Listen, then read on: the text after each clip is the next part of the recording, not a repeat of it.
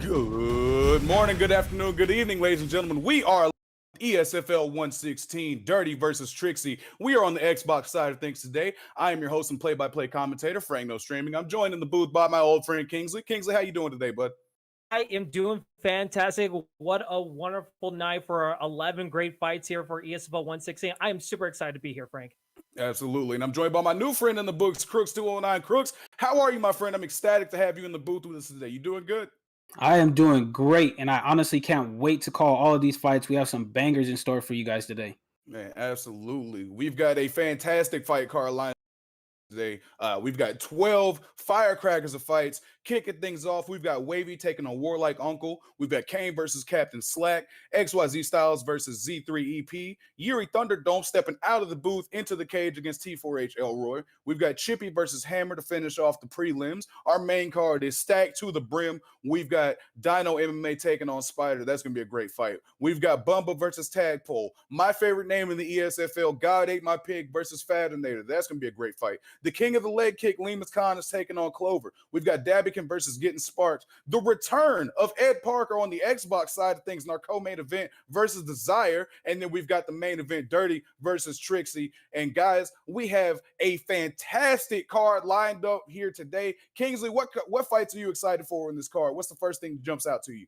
Oh man, I mean, it's the return of Ed Parker going to co-main. I'm super excited to see what he does coming back into the season 2 ESFL. I can't wait to see what it does. But also, I know Crooks is going to agree with me. I mean, Elroy versus Yuri, a lot of things have happened before. I can't wait to see how our Wednesday night staff guys try to fight in the ESFL. So I'm super excited about those two couple of fights. Absolutely. And same question goes to you, Crooks. What fights are jumping out of you off this absolute stacked fight card? Well, like Kingsley just said, the two staff members that I commentate with on Wednesday nights, man, they're going head to head now.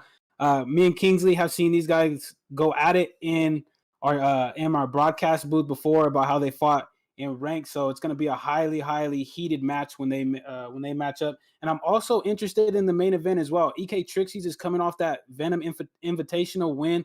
He was able to get a good victory over Suave Jamie, as well as upset the current Xbox champion in Blake Tyler. So I'm real interested to see how he's going to perform here in this main event. Yeah, absolutely. For both Dirty and TRICKZZY, this is a title eliminator type fight. You know, they're both going to come bring it because they both want that shot at the Xbox champion Blake Tyler. But I believe, without further ado, fellas, we might have our first fight ready to go and lined up. We can go ahead and take a look over that. And again, this is going to be Warlike Uncle versus Wavy. What do you got for us on Warlike Uncle, Kingsley?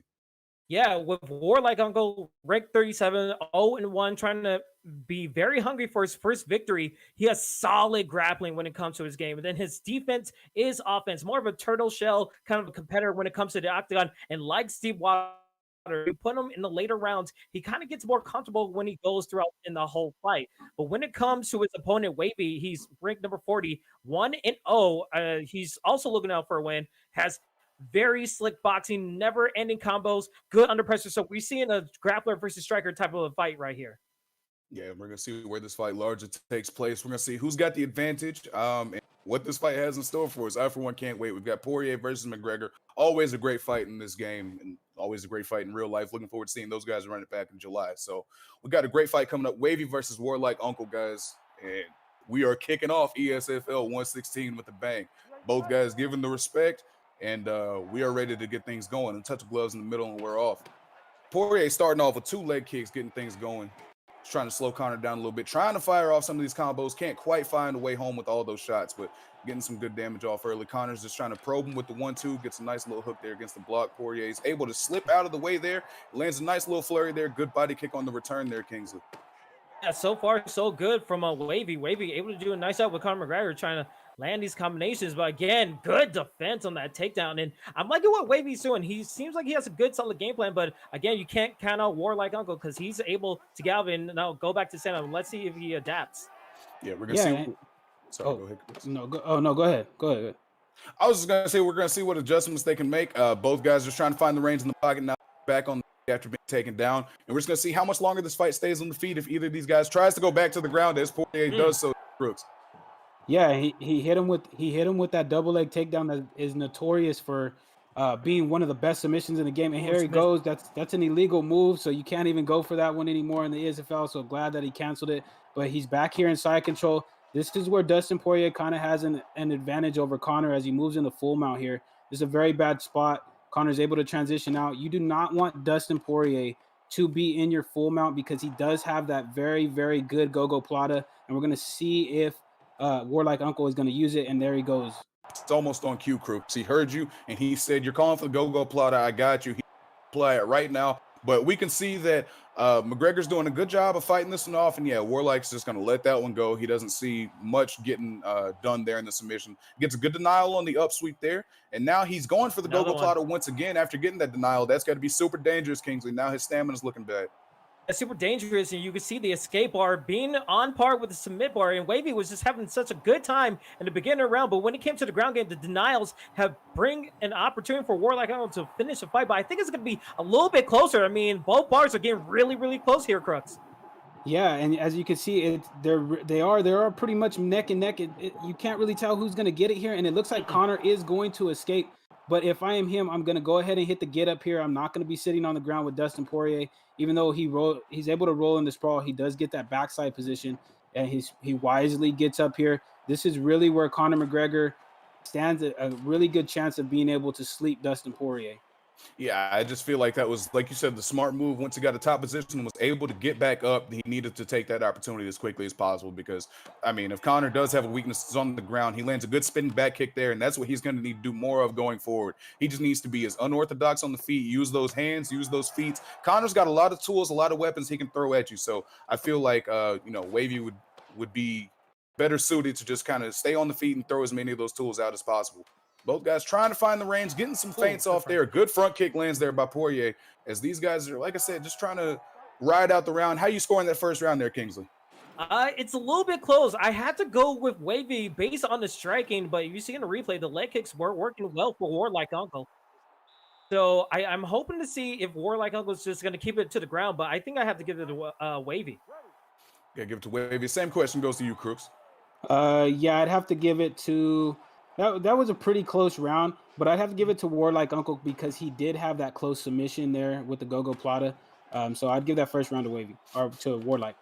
I think it would also be in that same boat, but Wavy's trying to fire back, lands a good hook and a good uppercut there in the pocket. And now he doesn't let get that one, get some good knees to the body there out of the clinch. Throws a front kick that almost landed, wasn't quite able to get home. And both these guys now just trading in the pocket, both landing some good left hands in there, just trying to figure out where their openings are and, what attacks they can use to go forward and try to get that finish. Good uppercut lands there by Wavy, Kingsley.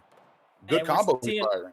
A very nice combo. And we saw the total strikes landed at 35 to 29 for Warlike Uncle having the advantage. But again, those 1-2s are working well for Wavy. But again, in these trades, it seems like the head health of Conor McGregor has been coming lower. But these nice push kicks to the body are doing some good jobs for Wavy. So if he could deny that takedown, he doesn't. And I think this has to be a little bit troubling for Wavy right here, Crux. Yeah, and as you can see, Conor McGregor's stamina is going down slowly but surely, especially on these denials that Warlike is getting as he transitions here into full mount. Now, this is very, very troublesome if you're Wavy, but he's able to get out of there. You want to deny Dustin Poirier from getting into that top mount. As he tries to get up there and he blocks it, that's an interesting move by Wavy. You would think he would want to let Dustin get up there. Yeah, you would think so, but he seems content to just kind of hang out here on the ground for a submission. Maybe he knows something. He's able to get a denial there and flips him over into the half guard. Maybe this is what he was looking for at the time, fellas. And now he's trying to get himself into his own top mount, gets a good little fake there before he's able to get back into the full guard. And now we're going to see, because Connor's got to be dangerous here. Dustin has quite a few submissions he can attack, or he can just sweep and get the back sitting here, Kingsley. Yeah, it's such a tricky situation because like you were taken to the ground in the first round, and then the second round you try to keep that top position because time is running out, but you always run the risk of getting reversed. And now in the top mount position for Warlike Uncle, now it's time for him to possibly go for a posture, maybe try to go for submission here and just get some damage. He needs to get some damage in to definitively score this round. Yeah. Ooh. And he's going for an armbar right there. This is real crafty here. It looks like the meters are generally about the same as they were in that go-go plata. I don't know if Dustin's going to be able to pull off this sub. Wavy is moving very, very nice on the bar here. I don't know if he's going to be able to get this, but it's really, really close there, Frank. Yeah, Wavy's doing very well with the defense here, but that side saddle armbar is very dangerous, and it looks like he's gonna Oh, be able to get out, but a little this is a very, close. very dangerous position right now. He is able to get out of Barely. there, but goodness gracious, he's got to be sweating at least a little bit. But now he's got top position. And if I'm Wavy here, I'm just standing up. But we're going to see Poirier is able to get into that sprawl position, and Connor's just hanging out. There's less than 10 seconds left in the round. So he's probably just, content to wait, let the buzzer sound, and then go back and reset and see what's going to happen here in round 3, fellas. I've got this fight sitting in 1 apiece now. What are y'all thinking? I'll start with, I feel like this might be a split decision call if it goes to the end of the 3rd round. I mean, it's going to be close. I have that round for Warlike Uncle, but we'll have to see going into 3rd round. Yeah, I agree with you. I have Warlike Uncle winning that round. I have him up 2-0. Wavy needs to stay off of his back going into this last round and try to go for a KO of Dustin here. Ooh. Yeah, both of these guys are standing in the pocket firing, and McGregor was able to get good damage there, got the head health, but if it ain't broke, don't fix it. Warlike Uncle goes right back to the ground, but a good get up there by Wavy. He's up against the fence, so it's not exactly a great position. And now Poirier's got the back, went for the backpack, but Wavy was able to deny that. Now he breaks the hands and can get to space and try to find that shot that's going to get the knockout, because potentially that's what he needs here to get the victory. And there's the shot. He gets a 1-2-3 off as Warlike's trying to throw one of those kicks a little too close. And now he's got Warlike backing up, and he can go push and try to get his advantage going here. Warlike's able to get some shots in and push him back a little bit, but he's in a lot of danger here, Kingsley. He's in a lot of danger, but he's getting some damage in itself. Wavy needs to be real careful as he lands a front kick. Insane. But he's losing a lot of stamina. I mean, it's very back and forth. But takedown, that's what Warlike Uncle needs to do. He needs to take it to the ground just to finally win this round, because it could be very, very close in the judges' scorecard, Crooks. Yeah, that was a very, very smart move by Warlike. He was getting tagged up on the feet. Wavy caught the timing, was able to land a beautiful front kick. But look at this. Warlike is back in a dominant position. He blocks that transition to try to get up by Wavy. He's just hitting him to the body, just trying to tick that clock away with the grappling. He knows that he probably has 2 rounds up, but Wavy's able to get up here, and he tries to trip him. He denies it, and now Wavy is back in the position where he wants to be with Warlike Uncle back up on the stand-up. Yeah, so now if you're Warlike Uncle, you got to be a little bit, because like I said, I feel like this is a fight that he could be up 2 rounds. But now you've got a very dangerous Conor McGregor, and he knows that he is potentially down on the scorecard. So you've got to make something happen. As he gets a good 1-2-3 that gets the knockdown that could potentially end up sealing this fight. But Conor gets a sweep. Now he's in the top mount. Now Poirier's in all kinds of trouble. But McGregor just lets him up. He had him in a position where he could have gotten some free damage. That was free real estate, but he just gave it up. We're going to see, like I said, maybe he knows something that we don't know. Maybe he just feels that much better about his stand-up than he does on the ground. He's trying to get some knees off. He's backing up, just trying to find that counter shot, see if he can catch Poirier walking in. But it seems like Warlike is being pretty smart with his approach. He's mixing things up, but he walks into a front kick there, Kingsley. This is getting messed up here in the last minute. I mean, he's in trouble here because at any given moment, McGregor can smack you with one of those lefts, and you never know what's going to happen, Kingsley. It's a very dangerous position. He's able to get out of there, and Warlike has just got to just stay composed so he can get this victory, Kingsley. Yeah, I mean, it's crazy. This whole last minute has been very eventful. I mean, it seemed like Warlike Uncle had a great knockdown, and he was able to keep it on the ground. But again, Wavy, smart decision to stand back up. But he might be regretting that decision as he gets a knockdown. 10 seconds left. He might be able to finish here. Warlike Uncle, there you have it. Warlike Uncle gets it done, but not without your fair share of drama there. I mean, there was all kinds of adversity there in that last minute. It seemed like the fight was slipping away from him, but he was able to hold it together. What'd you see there that you like, Crooks? I seen almost a perfect game plan. Warlike seemed like he had a game plan and stuck to it. He was able to apply that pressure with the grappling in the first 2 rounds, and then in the last round, even when he got hurt, he still stayed aggressive. Even when he got rocked and got dropped with that front kick, he wasn't concerned about it, and he was able to get that victory there. Well done by Warlike. Yeah. Absolutely, a very well done victory by Warlike, and that's not to take anything away from Wavy. Wavy fought incredibly the entire time. He, used everything that he had, but it just seemed like every time he would start getting going on the feet, Warlike Uncle was able to find that takedown and able to find the chink in that McGregor armor and just keep exploiting it. I feel like Kingsley in that fight, he did a good job of, knowing when he needed to take the fight to the ground and being able to get that execution done. So very well done there. It seemed like he started out with a fill out process in the first round, but then once he realized that he was able to take control of the ground, able to deny some transitions and possibly get a submission attempt in that first round, it seemed like he knew what he wanted to do with his game plan. It was Wavy trying to be more reactive and trying to get a rock of itself. But then once he got rocked in that third round, it seemed like Wavy had to go to plan C, and he didn't have a plan C. So Warlike Uncle able to take the opponent down to the ground, able to get reversals on the bottom game too. It was really excellent to see what Warlike Uncle was able to do in that whole fight. But kudos to Wavy for just being very competitive in that whole fight. Absolutely. Kept it going the entire time. And I believe we are ready for our next fight. This is going to be a great one. We've got Captain Slack versus Kane. What do you have for us on these two fighters right now, Crooks? Well, Captain Slack he's 2-1 in the ESFL, so he's going up against 1-1 Kane. Captain Slack he makes very good adjustments. He's a very well-rounded fighter, and he also has very, very good combinations. But his opponent is aggressive, he's technical, and he's well-rounded. So we have two well-rounded fighters here in this matchup going up against each other. So the mistakes have to be at a minimum when you're going up against somebody that can either take the ground to the fight or take the fight to the ground, or knock you out standing up. Yeah, I feel like that's the case with so many of these competitors here in the ESFL, Crooks, yourself included. So many of these guys are so good at everything that the margin for error is so small. And we're going to see who's able to go in there, implement their game plan to minimize those mistakes and come out with this victory. We've got RDA versus Usman in the welterweight division. This fight can always be a firecracker in this game. One thing you gotta keep an eye on, that chin of RDA can be a little suspect at times, so we're going to see what defensive adjustments he can make to keep himself out of danger. Usman starting things off, poking and prodding with that jab, not quite able to find it, looking for a slip straight, not quite there. And both these guys just looking for that first shot. Good leg kick there by Kane, caught him going in for the takedown.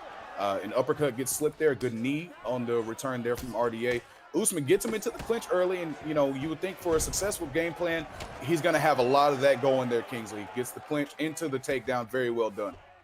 Yeah, very well done by Captain Slack using the Kamaru Usman. But I feel like with Kane, we know RDA is really good submission-wise, especially from the bottom game. So I expect to see Kane to just play a little bit of a testament, trying to avoid these posture out situations as he's getting punches and bunches to the face. Kamaru Usman very deadly with his punches, but Kane, he's still dangerous, especially when he's in the bottom. Yeah, absolutely. He's able to get up there, Crooks. So what striking adjustments would you like to see Kane start making to avoid, getting taken down again? Because if you're getting taken down early by Usman, it's going to... Yeah, and you need to be careful with the way that he's taking you down. He's taking you down in the clinch there as he's able to get him into the side saddle there. And we see he's able to get him into the side control here. Now, this is not a spot where you want to be if you are RDA. He does a great job of getting back to half guard here. And you need to try to work out of this position. Do not let him get top mount as he has right there. Do not let him rest and really get a read on your denials here. Yeah, but as we see right now, Usman is just flowing all over him on the ground. Good denial there by Kane to keep him out of the crucifix. But right now, Captain Slack is doing a great job of staying active on the ground and getting some damage off. He's mixing in the posture ups with the advances. And he's doing a lot, throwing a lot at RDA, making sure that he can't get a read on him. But good job there by Kane to get back to the feet, throws a good body kick there. He catches Usman's body kick and throws one up high there. Now he's looking to do some of his own damage and get off that fence, but he gets clinched again by Usman. Some good knees to the body there. Now he's mixing in with the uppercuts, some hooks. Good clinch striking there from Usman. RDA is trying to get back to range and just, find those strikes, gets good slip hook in there. But Usman is right back on the takedowns. RDA defends this one, Kingsley. And now he's got to be careful here, man. He's getting caught right now.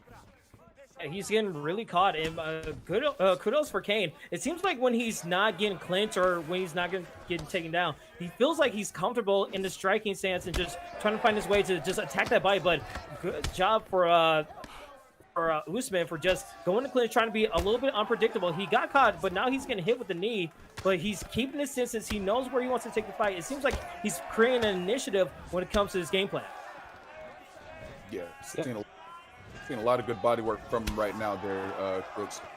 Yeah, and as you can see, Kane has earned Captain Slack's respect in the pocket. He's no longer pressuring him, no longer trying to get him in that clinch. Now he's trying to pop him from the outside where Usman can hit RDA, but RDA cannot hit Usman as we end the second round there.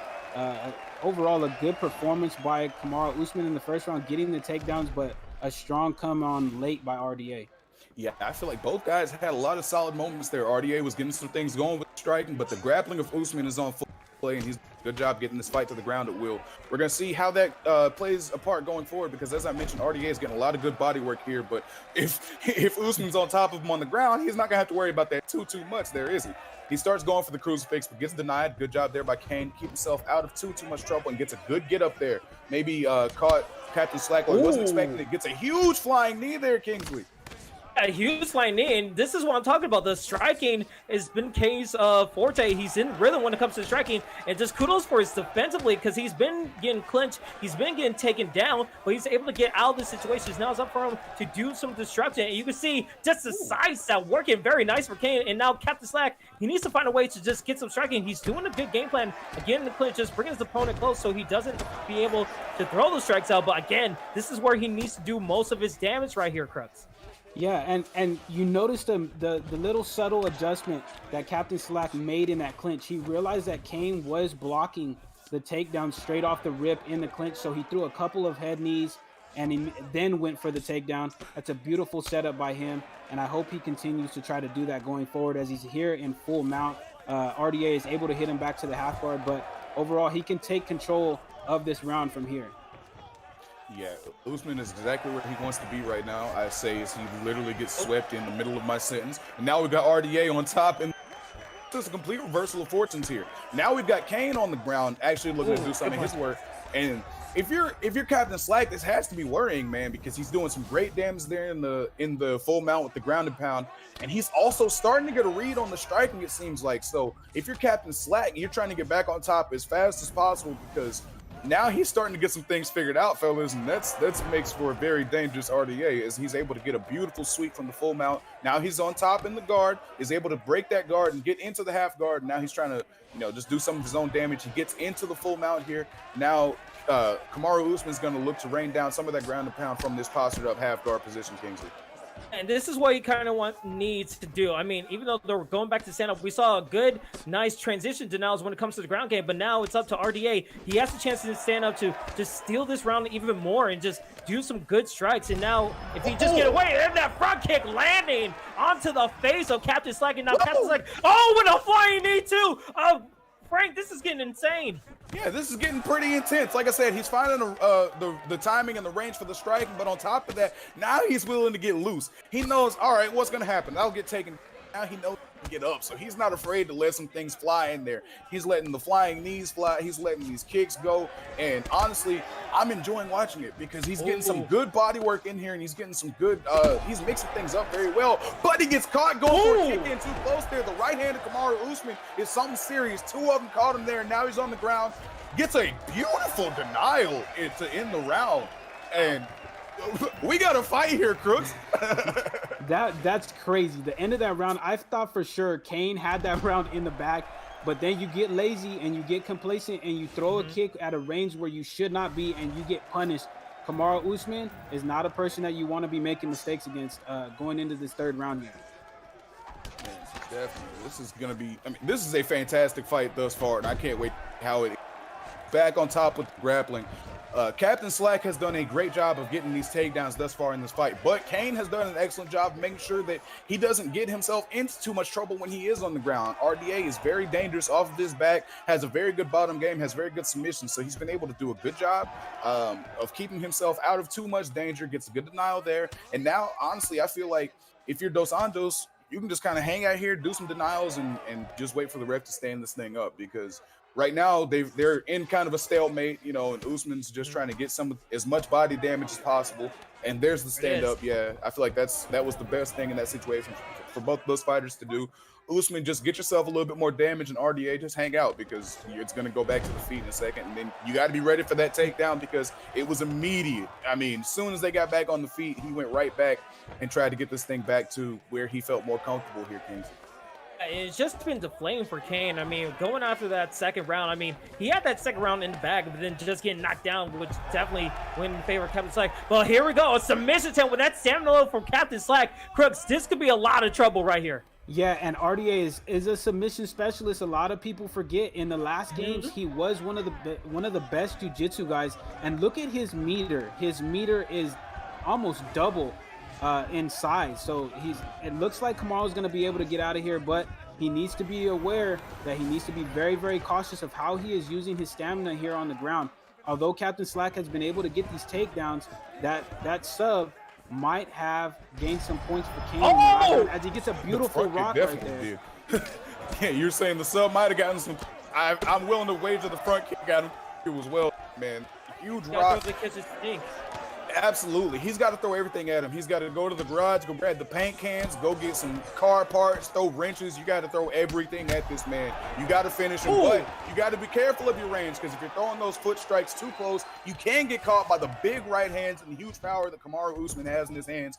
And right now, I don't know how you scored this fight, guys. I mean, I feel like they were round one was very clearly one way, round two was very clearly the other way, but now this is a mess, guys. I mean, are you scoring the takedowns and the ground control? Are you scoring damage? What are you seeing here? I would hate to be a judge. What would be on you guys' cards right now? I mean, you have to score the takedowns. The takedowns have been the story of the fight, but these rocks have been working well for Kane. But CoolToMe has been able to answer that every single time. But with that stamina, with 45 seconds left, I mean, look at those rocks. I mean, he's able to slip, but again, Kane is still dangerous, and he's attacking the body, which helps with the stamina a little bit. But I think CoolToMe, he just needs to survive or just wait it out, because he has his whole round and back here, Crooks. Yeah, I don't know if before when Frank asked the question before he got rocked twice right there, I believe Captain Slack had that round with the takedowns, but now I feel like Kane has taken control going into this decision. I feel like Kane did enough in that last round to get this victory. Man, and honestly, okay, they gave it to Kane. I was hoping we'd get a little bit more of the build-up, you know, some of the reading off of the scorecards. Maybe we'll get some fight stats here if we're lucky. If we all, you know, pray to the MMA gods, we might get to see those up. They're so close. We're almost there. If they can just press A, I don't know. But that was just a close fight. There we go. I didn't quite get a look. I think I saw 29-28. He's going through a little fast for my likings. If we could ask the MMA gods to slow things down just a touch, thank you. Okay, so 18-12 for total strikes landed, 6-5. 2 stuns in I think a body health event for Kane, which kind of signifies that he won the 3rd round. But interesting how the 2 takedowns didn't really matter much to the ground top control, because it seems like the judges favor more damage than the takedowns and ground control, since Captain Slack wasn't able to do much damage-wise on the ground. That's what I'm seeing here as well, Kingsley, because they were pretty evenly matched on, you know, 5-6 significant, 12-18. That's not a large gap by any. And normally I would think that, you know, 2 takedowns and 2 minutes of control would close that gap, but it appears that damage is heavily more, which, you know, makes sense. It is a fight. You are trying to knock the other guy out, but it's just kind of interesting to see where the judging, you know, lies in certain instances in this game.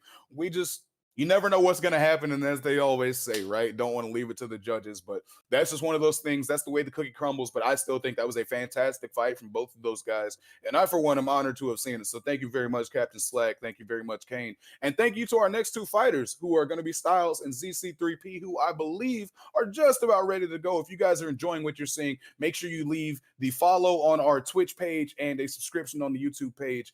And yeah, I believe we're ready for this next fight. So what do you got for us on these guys here, Kingsley? Yeah, for both of these guys, this is a very excellent matchup. We got the former champ Styles, who was 0-1 in the new season for the ESFL.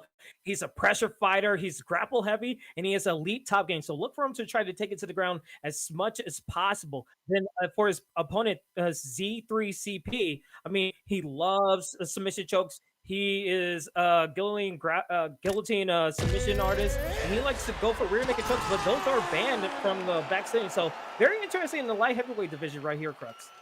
Yeah, and as you see, they go with the John Jones versus Alexander Gustafsson matchup here. Styles is going to have the speed on the feet. John Jones Z is going to have the grappling advantage here. So we're going to see which style is really going to reign supreme here in this matchup. Yeah, I for one am looking forward to it. You know, that first fight was an absolute banger, and I love seeing great fights recreated in this game, especially when right. But these guys are meeting up in the center. They touch gloves, and we are underway. Big leg kick there to start things off by Gustafsson. Was looking for another, didn't quite get it. Catches Jones going in for the clinch there, and he's attacking the legs once again, while Z is looking for those clinch situations. You can tell Z wants to grapple. He gets that clinch. but Gustafsson is like, nah, man, I'm just gonna go ahead and keep throwing. So Crooks, what are you seeing thus far? Yeah, as you see, Z is able to get that back control here against the cage. He does backpack him here, and now we are in John Jones's world here. You have that 95 top game against Alexander Gustafsson's, I believe, 90 bottom control here. So this is not really a style of fight that Gus really wants to get into, especially against a John Jones. But he beautifully rolls into his full guard here. He's gonna try to get some. He's going to try to get some denials here. But Kingsley, what do you think he should do here in terms of trying to get up? I mean, he could just do exactly like that, trying to get a reverse into the half control right there. But so far, this is what kind of Styles wants to do. He has elite ground game, and when he goes to the side control, he needs to find a way to just figure out how to get damage, because we saw in the last fight, you could get the top control, you could get the takedowns, but it's all about the damage that you do in the top position. So as long as he's doing these forearms to the face, this will score very nicely into the side cell. And so far, I think what we see for all of our predictions, and especially in the chat predictions, is that Styles is very much in favor of these kind of positions in the ground game. Yeah, he was able to get a good denial there, Kingsley, but he's able to get back into a sprawl position. Gets a denial. We're going to see if he goes, which direction he goes, 50-50.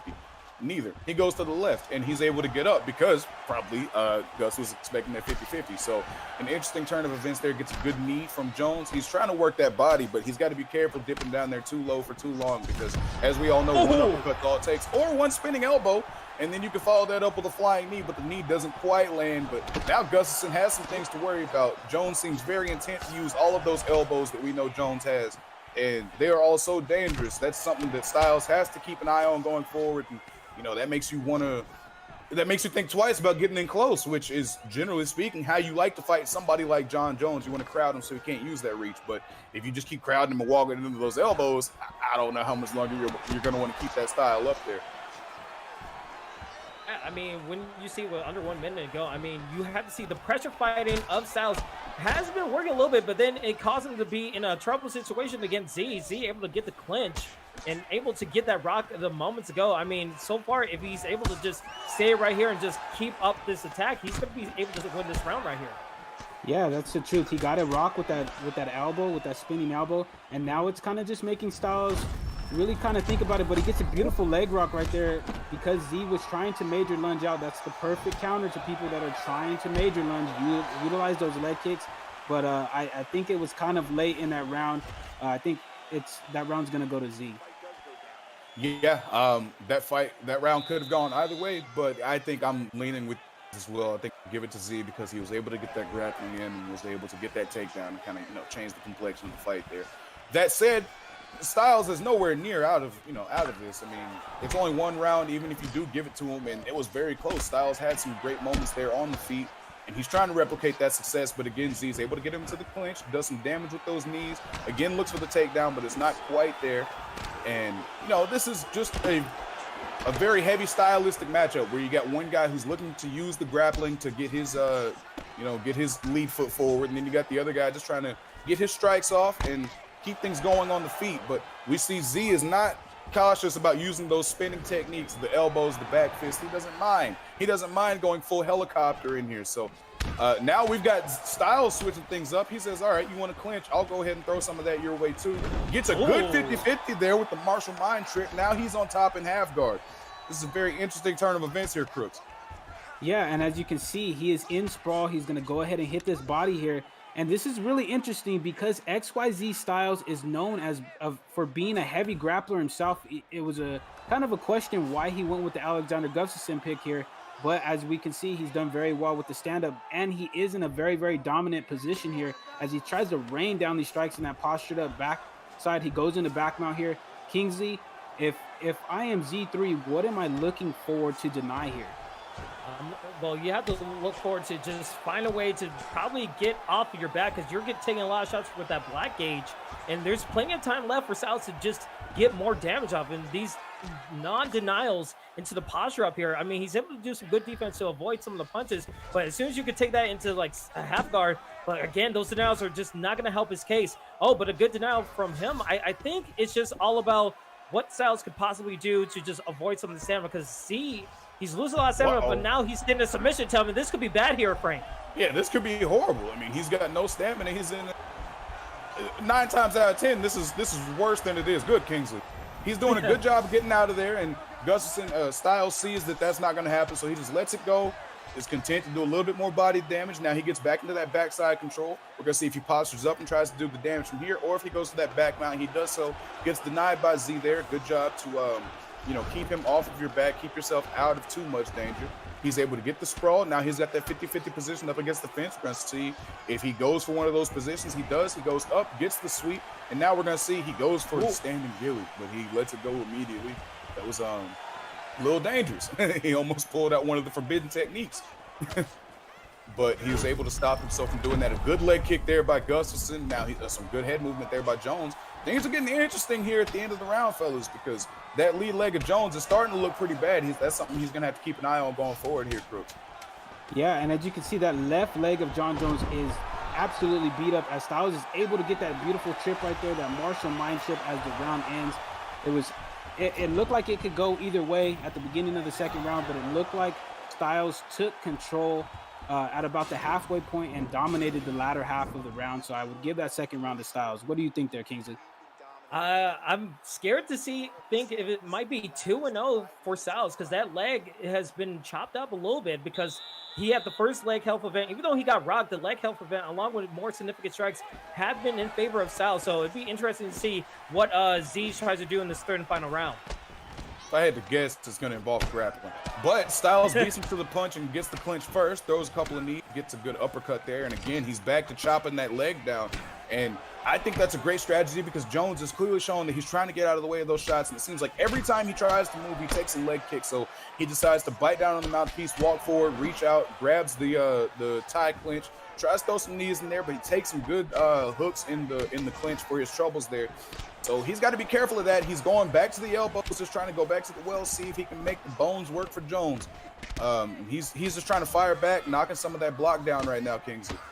Yeah, he's trying to disrupt it a little bit, but so far we see Z, he's trying to use those spinning back elbows because he saw success from the first round, but now Styles, it seems like he has to down low complete on that move, and now if he's going to switch up the stance, he's going to work on the other leg, and that leads up for the head, and my goodness, Styles getting another rock, and that would signify that he's going to probably be in favor of this round right here, Crooks. Yeah, and you can see Styles was being very, very cautious because of those spinning elbows, but he was able to land that beautiful head kick, and now we see he has Z back up in the spot where he really wants to be. He's able to move in and out and avoid those elbows if he so pleases. He knocks him out of that animation there with a beautiful straight. John Jones goes for the pull guard animation. I mean, unexpectedly, he doesn't try to get the sweep. Now XYZ Styles is on top. We know he is known as a dominant grappler. This might not be the best choice by Z3 to try to be in this fight here. Oh, yeah, honestly, I think he's falling into desperation time as he goes. But right now, it seems like Styles has found the rhythm. He's found the timing. He's on right now, man. I mean, he's looking great. And right now, we're just seeing Z try to pull out whatever stops he can to try and, help his case out. But right now, I mean, we're just witnessing a case of Styles is on point at this current moment in time. And wait, is he actually going to get it? He might actually get it. Oh, my God. Wow. I feel like I need to personally apologize to Styles right now because as I'm talking him up, I set him up for the commentator curse. I threw the alley-oop to the commentator curse, and for that I apologize, Styles. But Z did a great job there to find that guillotine, and man, that was super close. I didn't think he was gonna pull it off there, Crooks, but this is where we are. Yeah, and that is a very, very good submission. The full guard guillotine is a very, very good submission. He caught Styles sleeping there. I don't think Styles really thought that he was going to shoot for that submission, but he was able to sneak it in there. It looked like Styles was going to get out of there, but Z was like, nope, I'm putting you to sleep. I'm ending this right now. I have a feeling that you're up on the scorecards. And like you said earlier, I am not leaving it to the judges. What a great, great sub by Z3 after being in trouble for those last two rounds. Yeah, it seemed like he just pulled that one out of nowhere. He reached elbow deep into the bag of tricks there, Kings. Like I was saying, it seemed like Styles was finding the rhythm at 2 and 3. It seemed like Styles could do no wrong. until he did. I mean, that happens. I mean, what do you do in that situation, Kingsley? I don't know. I mean, that's the definition of, like, those one memes where you just see like a tweet and it just says pain and you just see a sad face. I feel like that's what's going on in Styles' like mentality right now. Cause like he had the fight. I had it like 2 rounds for him going that 3rd round. And then just going to a guillotine situation with Z, who loves guillotines, and just you saw that red bar just creeping up all the way into the submission. And I was like, oh no, not like this. You can't just get phased by this. And it just a sad situation. I mean, good job from Z for just like fighting back and just never quitting in the whole fight. But you have to feel for Styles. That's just such an unfortunate way to lose in the 3rd round right there.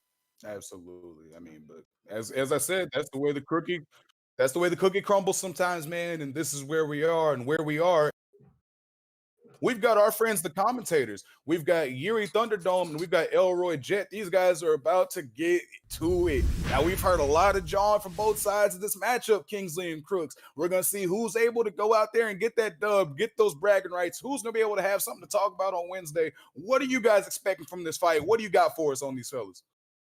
I mean, this is going to be super exciting for me and Crooks. I mean, Yuri Thunderdome, he's ranked 26. He's 1-1, trying to be 2-1. He's a pressure boxer, unafraid of grappling. He has good head movement. He loves to use the tank and use it well in the 1st round. So let's see if he tries to implement that against Elroy, who was also 1-1, but ranked 30 in the Xbox rankings. He has a balance approach, great takedowns, and patient but aggressive. So it's more of a grappler versus striker. One guy who loves to use the tank and one who's a little bit more patient, more strategic when it comes to stamina. So, Crooks, if anything, it's going to be an interesting matchup between our guys. Yeah, it's going to be very, very interesting to see. And what fighter implements both guys' game style better than Gilbert Burns, who has great takedowns, but also has very, very crisp boxing. So we're going to see who is able to push the pace in their favor here.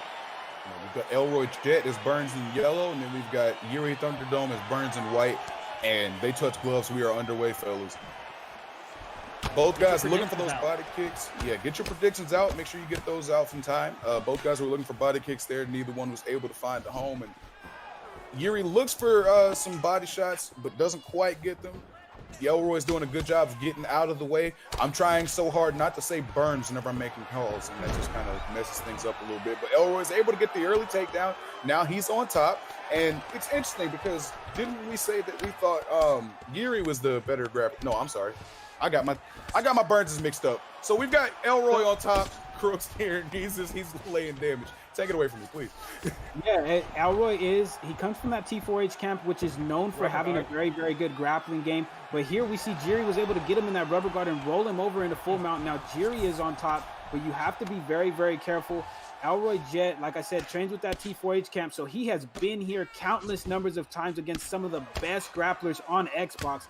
So he needs to be very, very careful here what he does and how he utilizes his stamina and the GA here at Kingsley.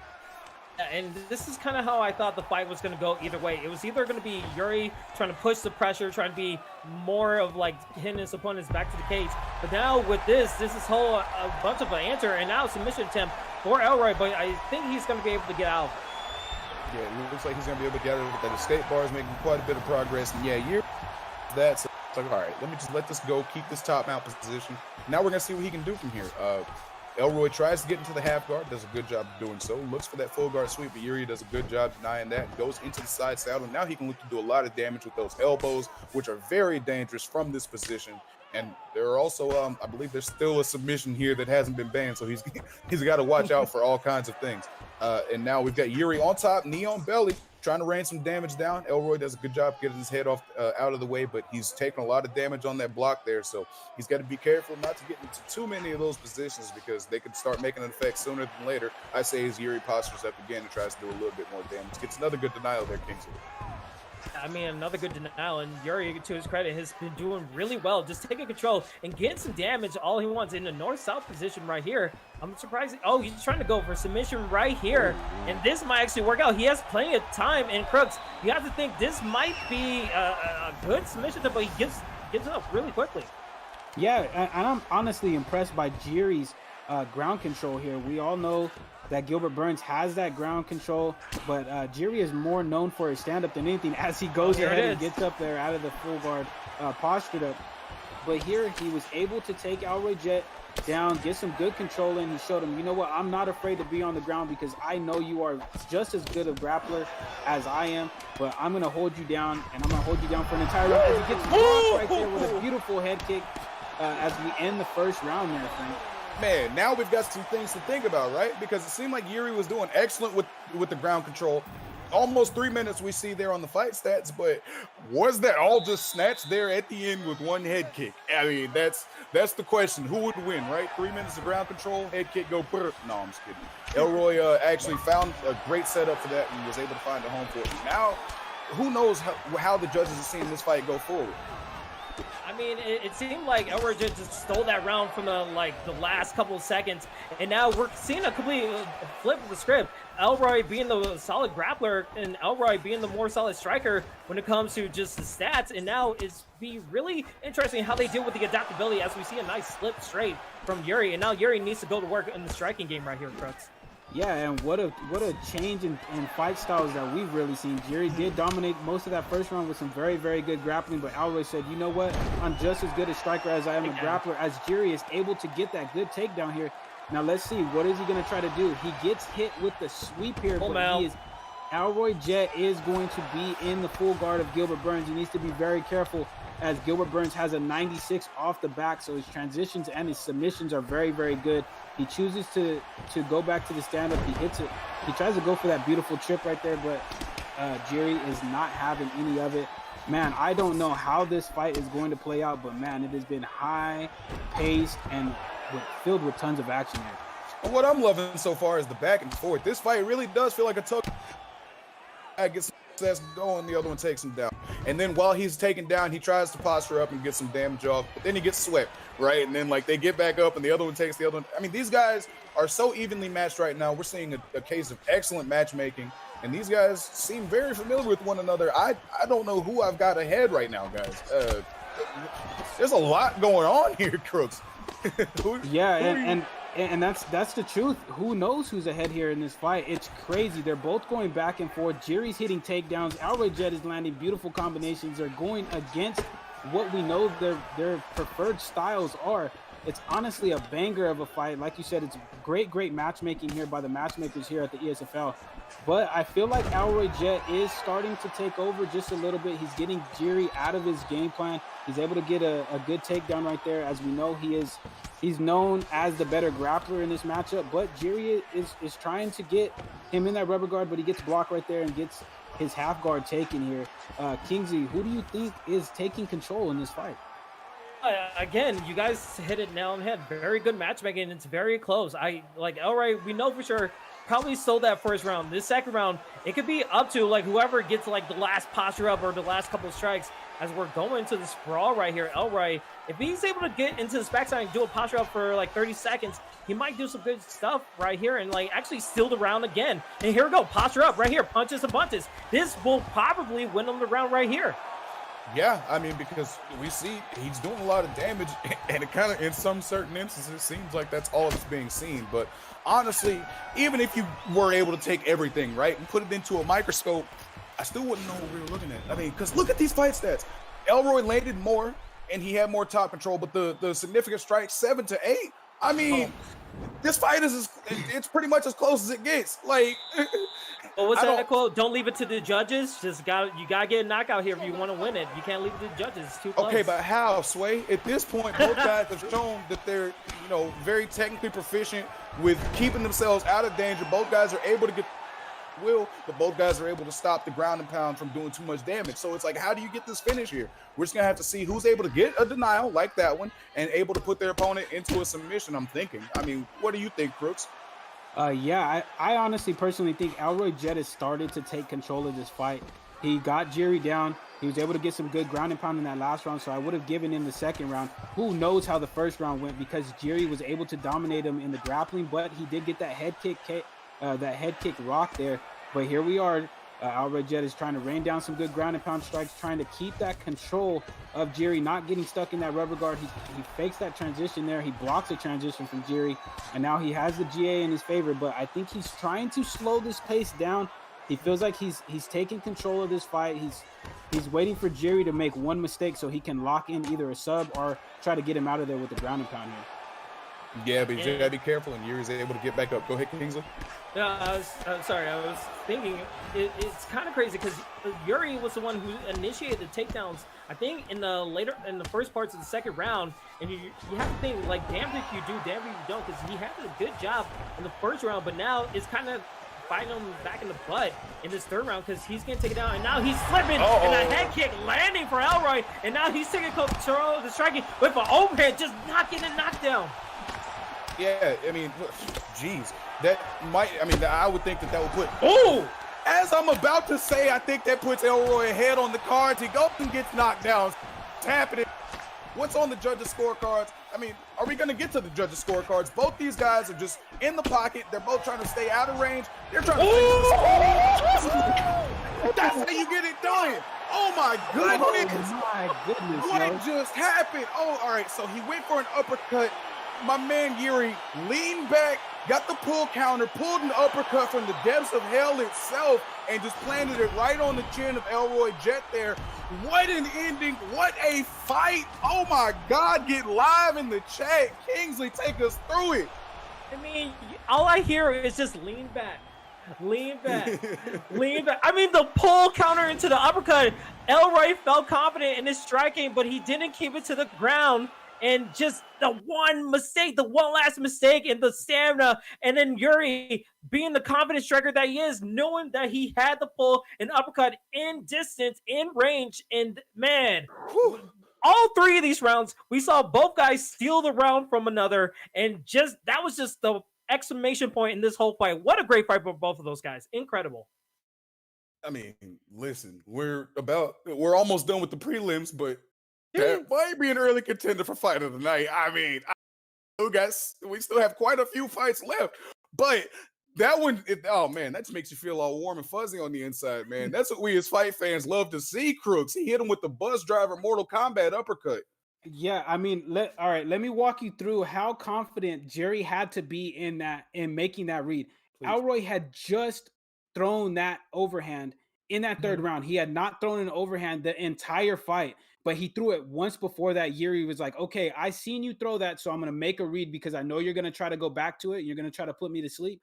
He threw it, and Yuri had that perfectly timed slip back, caught him with a beautiful uppercut, and it flash KO'd him because Elroy had no stamina when he threw that overhand. So when he threw that overhand, he caught him on max vulnerability and just put him to sleep. Man, the confidence that Yuri had in that backslip was absolutely amazing. That was absolutely an amazing fight between both competitors. Very, very back and forth. Neither one of them have anything to be ashamed about. Elroy, even though you got finished, man, you played your heart out. Much respect to you. Jiri, I mean, brother, I don't know what more I can really say. That was amazing that you had that much confidence in yourself to make that read and got that dub there. Man, exactly. And as you said, fantastic performance from you guys. Have anything ahead about anything to be ashamed of. I, for one, cannot wait to see both of them back in the octagon. Fantastic job to Elroy Jet, but today belongs to Yuri Thunderdome. My hat goes off to you, my friend. Fantastic victory. Thank you so much. And our next fight, Hammer and Chippy, they got quite an act to follow. We're gonna see. You know, they fully expect to live up to this, but this is gonna be a fantastic fight here, guys. We've got Hammer versus Mr. Chippy. What do you got for us on these guys' crews? So we got Hammer, who is ranked 23rd, and he is 1-1. He is a very technical grappler. He's been around the ESFL for a long time, so he's highly experienced, and he's very determined to try to come into the ESFL and make his statement. And then we got Mr. Chippy here, who's 1-0. He's ranked 18th. They call him the virtual Kung Fu Panda. He's a master in the mystic arts, and he's Wu-Tang forever, so you can't go wrong with making your pick with this guy in the predictions. Make sure you get those in as well. This is going to be a very interesting fight as we have a grappler versus somebody who seems like he's very well-rounded here. Yeah, this is going to be a good one. Sorry, go ahead. I was going to say Kevin Holland's the choice against Robert Whitaker. I mean, we don't usually see Kevin Holland. Hopefully it's a change of victories or defeats from his real-life fight. last couple of days ago, and hopefully he gets a victory here. Yeah, we'll see if he can stay upright in this one. That usually seems to be the key to victory for Mr. Holland. But he went for a spin side kick there, wasn't quite able to get it. Mr. punished with some good hooks there, and these guys are wasting no time getting to it, man. They are immediately just both trying to find their range in the pocket. A good knee there from Whitaker, but a good side kick there from Holland. So both these guys, good side kicks there from Holland. He looks to be trying to implement that. He's looking to use that range. You've got all this reach. You might as well use some of it, right, Crooks? Yeah, that's how you have to play it, especially against somebody like Robert Whitaker. We all know how good Robert Whitaker is. He has very fast footwork. He hits very, very hard. It's an interesting pick that Hammer decided to use Kevin Holland, but if it goes to the round, Kevin Holland is going to have the advantage. He has very, very good jiu-jitsu, as well as his length here on the feet. But it looks like so far, Chippy's able to deny those takedowns. He's getting in some good damage. He's trying to maintain being in close range with Kevin Holland, so he negates that 80-inch reach that Kevin Holland is able to use here. And it looks like so far they're just trying to get a good read for what each other is doing here. It feels like a good read, but again, I'm seeing like both guys going 100 miles per hour, just using a lot of strikes against each other. We know Hammer, he likes to go a little bit crazy, a little bit chaotic when it strikes, as we saw that knee just a moment ago. But Mr. Chippy, he's answering back with his Whitaker, but again, getting taken down. And this is where Hammer, he needs to do his best work, trying to deny that transition. But now if he gets a posture up, he's going to do major damage. Yeah, we saw Hammer looking for this takedown quite a bit here in this first round. About halfway through the round, he is able to get it. See what he's able to do with it. As we mentioned, you know, top control isn't enough. You got to do some damage, and the camera just kind of went crazy. But good sweep there from Whitaker. Yeah, exactly. Good sweep there from Whitaker to get top position. And now he's trying to get some damage in this half guard stacked, half guard postured up position, rather, excuse me. Good slip there from Hammer to get out of the way. And now they're back on the feet in a reset position. Hammer has been relentless with these body kicks, but I think he's got to be careful how close he's throwing them. He's throwing them from elbow range, so he decides, let me just throw the elbow instead. And that one got him a nice rock there. And now he's in a good position going forward with this round here, Kingsley.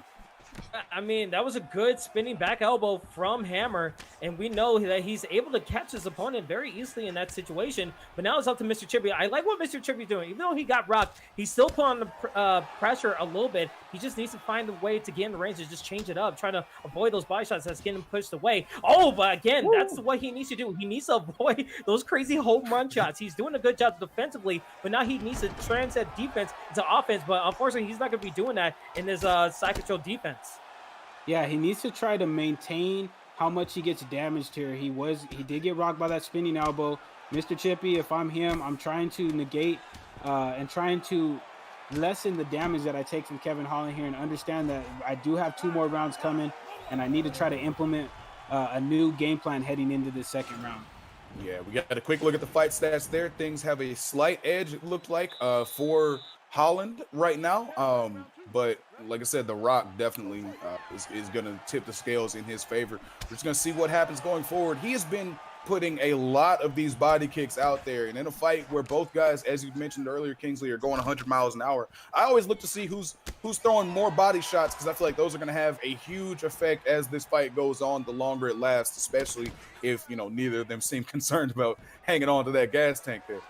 Yeah, and that's the thing with these body shots. I mean, when you land the leg kicks and you land the body shots consistently, that opens up the head. And we saw a bunch of these body shots lead into the head kick, and then it just leads to a rock, and it works out so well for the person who's doing it. So it's a good strategy from Hammer, because he's not seeing his opponent block many of these shots. Chippy is just watching out for the head, because he knows as soon as he let go to the head, he knows a home run hit is coming his way.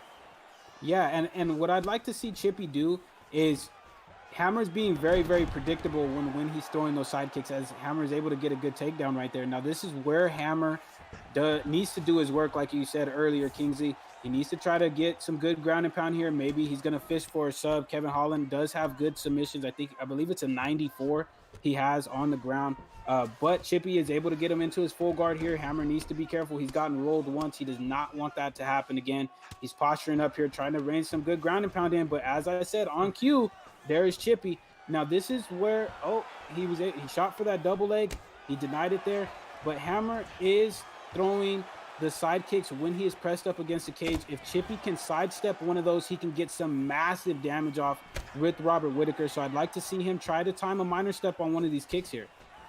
Yeah, we'll see if he's able to do so. Like you said, there have been a lot of side kicks that have been fired whenever Hammer's getting backed up. A minor sway could pay huge dividends for Robert Whitaker right here, but right now it doesn't look like Hammer's quite giving him the chance. He's mixing things up pretty well. Went for a flying knee, basically out of nowhere right there, that could have done a lot of damage to Chippy, but he was able to keep the defenses up. Ate a knee right there, and there's the side kicks, as you mentioned, Crooks. He gets backed up against the fence and then fires off both of them in rapid succession.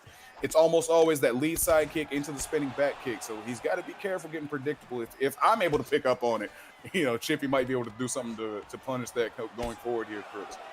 Yeah, and it'll be big damage, especially with their staminas being where they're at. I mean, we can't see Hammers, but you know, with all this grappling, it's going to be pretty low because Kevin Holland, as we've seen, is not really a heavy grappling type of guy. As Hammer moves into the full mount here, Chippy's able to get him back into the half guard. This is a very high-paced fight here in the grappling area. Hammer tries to go for that Kimura, but it's blocked there by Chippy. Smart read. He's got 30 seconds. He just needs to survive here and not get damage thrown on him so that it sure as clear as day takes the round for Hammer.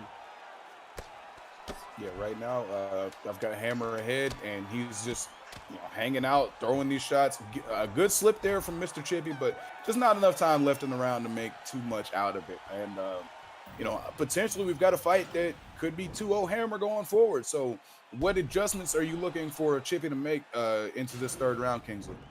Well, I think when he has his opponent hurt and Kevin Holland, he needs to watch out for Hammer because he likes to do, when he's in danger, he likes to do the flying knee and just trying to get his opponent off guard. And look at this takedown right here. He needs to try to avoid those and try to find a way to keep it standing up, because it seems like it's been a pattern like where he's going to go for the bite, he's going to go for a takedown, and then he's also going to try to go for the head kick. So whatever Mr. Chippy has to do, he needs to find a way to just gaze that distance and just use a little bit of head movement, but he's doing a nice job denying these transitions. And now if he could deny enough, he'll still have plenty of time in the stand-up to get some strikes going.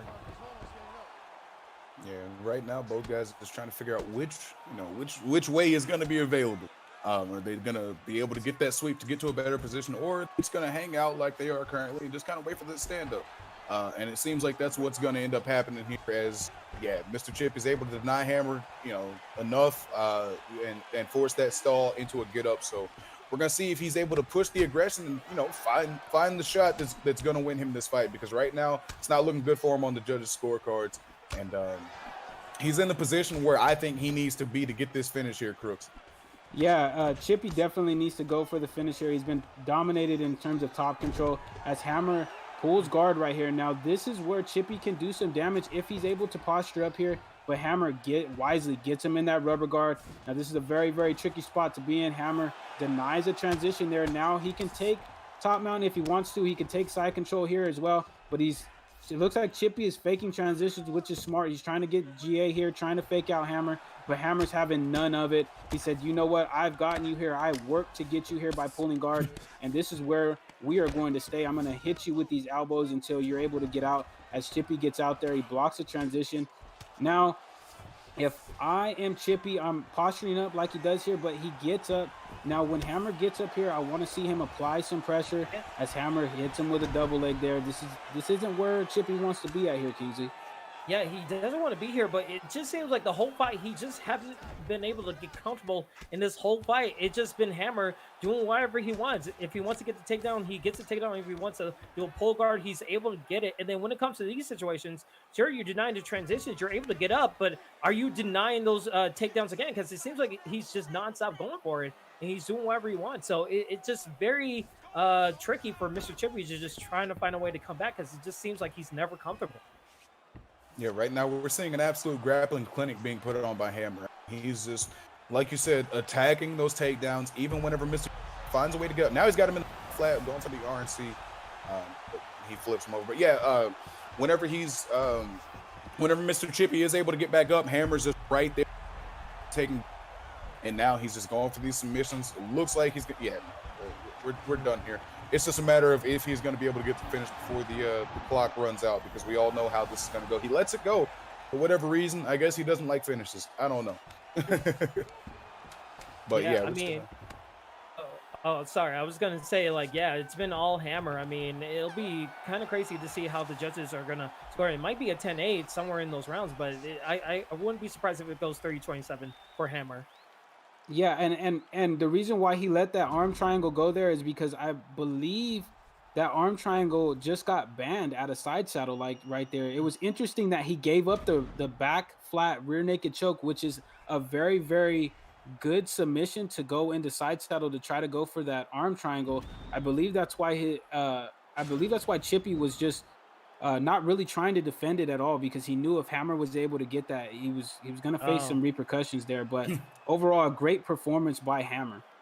Yeah, absolutely. He was able. He brought his wrestling shoes today, fellas, and he just did everything that he needed to do to get that victory. Every time it seemed like he was getting into some danger on the feet, he would just take the fight right back to the ground, and it'd be business as usual, lather, rinse, repeat. Kind of interesting to see the offensive grappling heavy attack from Kevin Holland. But yeah, he was able to get it done there. Great victory by Hammer, and I feel like he should be looking for a big fight after that one, guys. What do you guys think? well, I think with Hammer, he pulled out some great striking performances in the past, but it seemed like with this performance, he relied more of his takedowns. He knew what Mr. Chippy was not able to do, deny those takedowns, or just constantly be aware that he's going to get taken down consistently throughout the whole fight. So it'll be interesting to see what Hammer does going in the next fight, whether he faces like another prison who likes to grapple, or maybe he faces another striker again. But again, I feel like going to the other side, Mr. Chippy, I feel like he needs to go back to the drawing board, maybe go back in the lab and just try to figure out like what he needs to do to improve on. Maybe like just constantly focus on people who might try to go for consistent takedowns and try to focus on that for his next fight. Yeah, I agree. Hammer did a great job of implementing the grappling. He just needs to be really careful, especially because of the new submission bans that we have in the ESFL. He has to know which ones he can and can't go for. But overall, he did a great job implementing a good game plan. He was able to keep Robert Whitaker at range with those side kicks. He was able to implement pull guard. He was able to use the rubber guard well. So overall, he dominated with his grappling. He had an overall good performance. If I'm Chippy, I go back and I really just try to work on the grappling, because it looked like he was kind of getting flustered with what Hammer was throwing at him with the grappling. So just go work on your grappling a little bit and come back, and you'll be able to get a win here in the ESFL. Exactly, exactly. That was a great fight, and that's what ended up wrapping up our prelims. Let's go ahead and take a look at the rest of the fight card that we've got. We are now moving on to our main card. And fellas, this is going to be an amazing event. Starting things off, we've got one of the best Israels in the game, Dino MMA taking on Spider. We've got Bumba versus Tadpole after that. God Ate My Pig versus Fatinator. Clover versus Lemus Khan. Dabikin versus Getting Sparked. The return of Ed Parker versus Desire. And then our main event, of course, DIRRTY versus TRICKZZY. Fellas, we've blown through these first fights, and I feel like these next 7 are going to give us that same energy. We're going to get through these. I feel like we're going to have quite a few finishes, quite a few exciting fights, and I, for one, can't wait to get into this next one. We've got Dino taking on Spider, and guys, Kingsley, what do you have for us on these two guys? I mean, both in the EK camp looking to, I mean, look at the total fight totals from both of these competitors. 46 wins for Dino, 37 for Spider. I mean, both these guys fight in the EK camp, so it's a rivalry inside the camp apparently. And Dino, he's a proven fighter, loves the crazy chaos going into these fights. He's probably hovering around a creative fighter, which is interesting. But Spider, I mean, he knows what to do in the octagon. Very good grappling, very good striking, very balanced approach when it comes to this game. So it'll be interesting to see what both of these guys do. I'm interested to see if they're going with a Saki mirror match here, Crooks. Yeah, it's going to be interesting because these guys are known as two of the most creative strikers on Xbox. Dino, we know how elite his Israel Adesanya is, and we know if you follow Spider on Twitter, you know that he comes up with some crazy combinations. So Saki really fits both of these guys' playing style. Dino's really creative, Spider's very creative. So I think we are in for a fight of the night here with both of these guys in terms of creativity. So we're going to see who is able to get the finish here, if anybody is able to get a finish here in this matchup. Yeah, we're going to see what happens. This is going to be my My first time with a double sake bomb on stream. We'll see how it goes. And these guys immediately touching gloves, showing some respect to each other. And I'm interested to see what comes out here. And Dino was immediately just unloading to start this thing off. And Spider was able to keep the defense up. What are these combos? He's just throwing all kinds. All right, hang on. Let's take a second. Let's pause.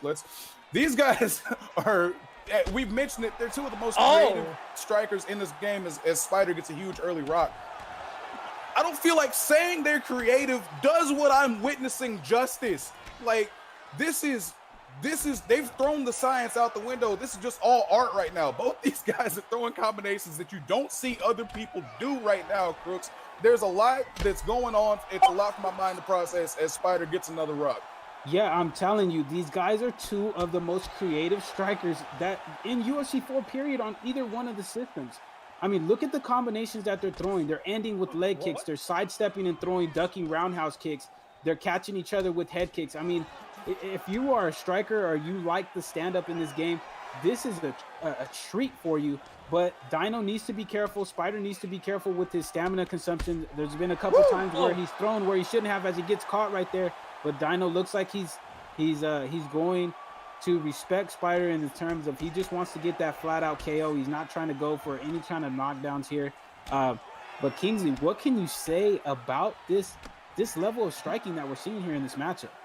I mean, the level of striking is creative, but it's also chaos, because once you see on the screen, you just see rocks back and forth. I mean, head health doesn't mean a darn thing. Stamina doesn't mean a darn thing. It's like that one meme where you see the chef just pouring something in boiling hot water. You just see it explode. And this is what we're seeing in this first round. We're seeing no stamina being wasted in this whole scenario. So I'm excited to see how this whole fight plays out. But Dino using a lot of stamina and getting attacked with the body and using those leg kicks and getting destroyed. But again, those head kicks are just deadly from Spider. And I don't know if we're going to even get to the second round here, guys.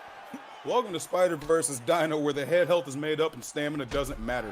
These guys are just throwing whatever they want to. Jeez. Who feints a body teep into a leg kick and then throws the lean into the body shot into the duck and roundhouse? People don't do this. Embrace and the chaos. They are doing this. Embrace you gotta embrace the chaos, because if you try to put rules to this, you're gonna be upset. I mean, they're crooks. They're throwing stuff that you would probably not teach people to do, but it's working. It's effective because it is so unorthodox. How would you counter this, Crooks? I mean, you could try to be technical, but it's very hard to be technical against guys that throw things that you would not normally see people throw. I mean, you see people leading with a lot of jab straights, combinations, trying to pressure, but these guys are throwing some super creative combinations. And like I said, Saki was a perfect pick for both of these guys because pretty much it is a battle of the creative fighters. We're probably going to see somebody get hit with something, a combination that we have never seen before. I honestly couldn't tell you who won that first round. There were so many rocks, and it's super crazy, and I can't wait to see what's thrown in the second round. I feel like they're fighting in a different language. Like, I can't speak it. I can just kind of barely keep up and pick up some different bits of it, but it's so beautiful to watch, man, because, oh my goodness. Listen, one thing seems clear to me, fellas. If you want to learn how to strike, EK is the place to do it. As Dino is just unloading combos, Spider's unloading. Spider is able to smash that leg a little bit, but Dino gets the head rock right back. So, I mean, like I said, head health made up, stamina doesn't matter. We're just throwing and seeing who falls first. I, for one, am loving it. Chat, please show these guys some love right now, man, because you're not going to find this anywhere else. This is a flavor that is not sold everywhere. This is a limited time offer, y'all. This is fantastic. This is hold on. This is just like what you see in animes as we're seeing another rock. It's like Goku versus Vegeta in a hyperbolic time chamber where you're just going 100 miles per hour. You're just trying to catch up with everything. As I'm talking, we see another rock, and it's not even going to be 10 seconds after we see another freaking rock, because these guys are just draining all their stamina. I feel like we're like all the judges. We don't even have to score the rounds. There's not going to be judges involved in this fight. We're going to get a finish here. Yeah, and that's the thing is like you pointed out, Keith, he hits him with a beautiful spinning roundhouse kick. It's crazy. He knocks him down with a head kick. I'm telling you, it's crazy. These guys are super, super creative. Now, the stamina consumption is going to become a big thing, because if Spider gets hit with anything with low stamina, he's probably going to get KO'd. But I think at this point, he does not really care. He's going for broke here. He's trying to be like, you know what? I am the most creative here. I'm the most creative fighter here on Xbox. Oh He does my God. right there and bows in respect. These guys do not care. They are throwing caution to the wind. And to think both of these guys are in the same camp. So like you said earlier, if you are looking for creativity, EK might be the best place for you to go, because look at the combinations that these guys are throwing. Mind you, I would caution, don't throw like this, because the stamina get you flat out KO'd. But hey, it's a beautiful sight to see when both competitors are agreeing on not jumping on each other when they knock each other down. Yeah, I feel like Camp EK, if they're ever looking for recruitment, just post this video. People, like, I mean, goodness gracious, this has been an amazing stand-up war. And I feel like at this point, I feel like both these guys agreed before this fight, hey, man, let's just go out there and put on a banger. Let's just go out there and give the people what they want. And speaking as the people, thank you. This is like what Diego Sanchez versus Clay Guida. I'm just getting flashbacks. We went from a car crash to an anime, and now The Walking Dead with no Santa from both of these guys in just one round. I mean, I don't know how it's gonna end. I honestly know we're just seeing Matrix ducks and the bob and weaves. I mean, I'm lost for words, guys. I'm lost for words. Yeah, and you really don't have a lot of words that will really explain what you're seeing here with the striking. This is crazy that these guys would agree to fight like this in front of all of the ESFL. It's really insane. And I've seen a lot of fights in my day. I've been around the ESFL for a very long time, and this is one of the best fights and one of the funnest fights that I've seen, period. Yes, just a quick shout out. This is the most fun fight I've seen since Peyton versus Ash. This is just, oh my goodness. I'm loving every second of this. And honestly, I don't even want to watch it as a commentator anymore. I just want to be a fan here, enjoying the back and forth. But somebody's got to call this, so I'm going to hold your hand through the madness. We're going to make it through this, guys. I mean, these guys are really just trying to get to it right now. I saw a little bit of lag right there, but it's fine. They're mixing it up in the pocket. Right hand, some spider, some body shots. He ends up taking a huge body rock. This is looking better for Dino, but he's not out of the woods, man, because at any moment Spider can throw a crowbar at him. I mean, he's goodness gracious. I wouldn't be surprised if they did have a crowbar. I mean, it's just been a wrestling match. You might as well see chairs, barbed wire, because these guys are just constantly going after each other's bodies, and you can see the bite just being so low for Spider. But Dino, I mean, if we had to go, oh my God, double overhands, you maniac! What are you doing? Yeah, I don't know, man. Hey, look, I'm telling you guys right now. He gets a finish right there. Proper ending. That is crazy, man. That is crazy. That fight, I mean, we had a fight that happened previous on the card that we said was fight of the night, but I mean, it's gonna be hard to go against that fight for sure. Man, definitely. All I'm saying is, any ESFL competitors, if you have to fight Dino or plan on striking, just bring a gun. You're gonna need all the help you can get. It's not gonna go well. Bring a gun, bro. Like, these guys are different. Just everybody. I don't even know where you start whenever you're talking about that fight, Kingsley, because the combos were insane. The grit, the determination, the skill, the style. There's so much to put together here. I feel like I just listened to a symphony and all of the parts were working together. The strings, the horns, the brass, everybody was in concert right there. And I, for one, am so happy that we got to witness that. Kingsley, give me your thoughts, please. I mean, to summarize this whole fight, the only way to explain what this fight was, just watch The Matrix, Neo versus Mr. Anderson, and that's basically what you just saw. You saw a lot of ducks, you saw a lot of punches going either way, and then it just happened to be the last blow with both guys, I think, trying to go for a head kick right there, and Dino just having more stamina, just able to get the last shot. I mean, just an insane fight, a chaotic fight, a crazy creative fight. And EK, I feel like that's a great showing for anyone who wants to be a part of that. I mean, just a great, fun fight. Just a chaotic, fun fight. Yeah. Like I said earlier, that fight felt a lot like art. You know, a lot of the scientists of this game, the people who know what combos they like to throw and win, they watched that and they were probably not happy because they're like, all right, listen, you guys are just burning your stamina. You're not trying to grapple. What are you doing? But for everybody who just likes to see two people stand in the cage and throw hands at each other, that was fantastic. I'm ready to watch that fight again, Crooks. Yeah, and I mean That's the thing is like, some people are going to get upset because they fought like that in the ESFL. But I mean, if you both agree to it, those are the funnest fights that you guys get to see when two guys just agree, you know what, we're just going to throw caution to the wind and whoever wins, wins. We're both super creative. We both just want to have a good time. And look what it turned out to be. I mean, they put on that performance in front of 155 people that are live here on Twitch. And I don't know how many are live on YouTube, but I would imagine it's probably over 100 as well. To come out there and put on that type of performance shows that you can still have fun even when you're competing at the highest level like you are here in the ESFL. It was an overall beautiful performance. They threw some beautiful combinations. I know I'm personally going to go back and rewatch that fight and try to implement some of those combos that those guys threw. Overall, it was a beautiful, beautiful, beautiful performance. But great job by Dino to be able to get that win there. Now, Chris, this is going to be an extremely difficult question, but if you had to pull one combo out of there that you want to put into your Rolodex, put it into your repertoire, again, it's going to be hard to recall just one, but did you see anything out there that you're like, hold on, I need to like copy that now right now. Let me see your homework. Like, was there anything that jumped out like that for you in that fight, Crooks? No. I mean, I can't even remember. That's how many combinations were thrown. They were throwing some ridiculous combinations. I think one that I would try to implement if I have it is Spider was able to minor step a jab and then he went with a ducking roundhouse kick right behind it. Yeah. If you're able to hit that on an opponent, oh man, that's something that you really don't see. So I definitely have to take that one and try to use it in my game. But overall, they had great combinations, and I'll go back and rewatch and try to use every single one of them somehow in my game. Yeah, well, that'd be a very difficult task because you got a lot to work on there. But this next fight is going to be another banger. We've got Tadpole versus Bumba. These guys are going to be fighting in the featherweight division. Seeing they're both hovering on Max Holloway, but what can you give us on both of these fighters, Kingsley? What can you tell us about them?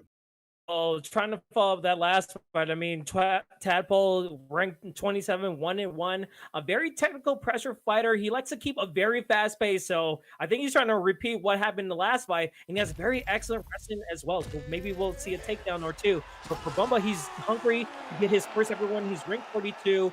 0-1. He adapts to other pressure. He's comfortable everywhere in defensive head movement. So it seems like he takes a little bit of time to get used to the matchup and then tries to find the best way to strike. So it's going to be really interesting to see what both competitors do in this matchup, especially in a Holloway mirror match.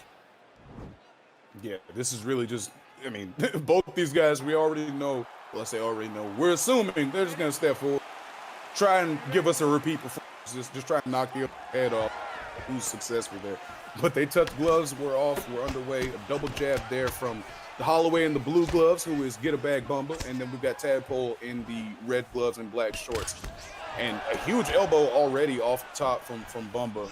But it's looking like he's taking the worst of these exchanges on his head and body health. Both these guys, again, they're just trying to find that opening, and yeah, I don't think they're too interested in a getting to know you portion of this fight, Crooks. Yeah, as you can see, Bumba is just trying to apply that pressure, but Tadpole here is doing the right thing. He's standing his ground. He's catching them with good combinations as he comes in. This fight is a little more technical of a stand-up fight than we've seen between Spider and Dino, but overall, it's great. This is what I like to call pocket fighting. I talk about this a lot in my streams as well. Who is the more comfortable in this situation? We are going to find this out here as we go along in this fight here, Kingsley. And we're seeing a bunch of slips from Tadpole. Tadpole trying to preemptively slip to avoid getting hit with those jabs, trying to disrupt his leg cage. And you see the phone booth fighting has been working well for both guys. And we see in the blue Bumba using those knees. And I feel like that's going to dictate whether he goes for the head hunting or still try to go for like maybe leg kicks. Because every time he's in the phone booth, if he's trying to avoid these straights, he's going to use a lot of that knee and those body shots. Right now, we're seeing, like, again, crazy trades, and the trades have been so close. The spinning back fist almost landing for Bumba, but Tadpole doing a nice job trying to find his way, kicking him down. And Crux, I have to think this has to be a good start for Tadpole.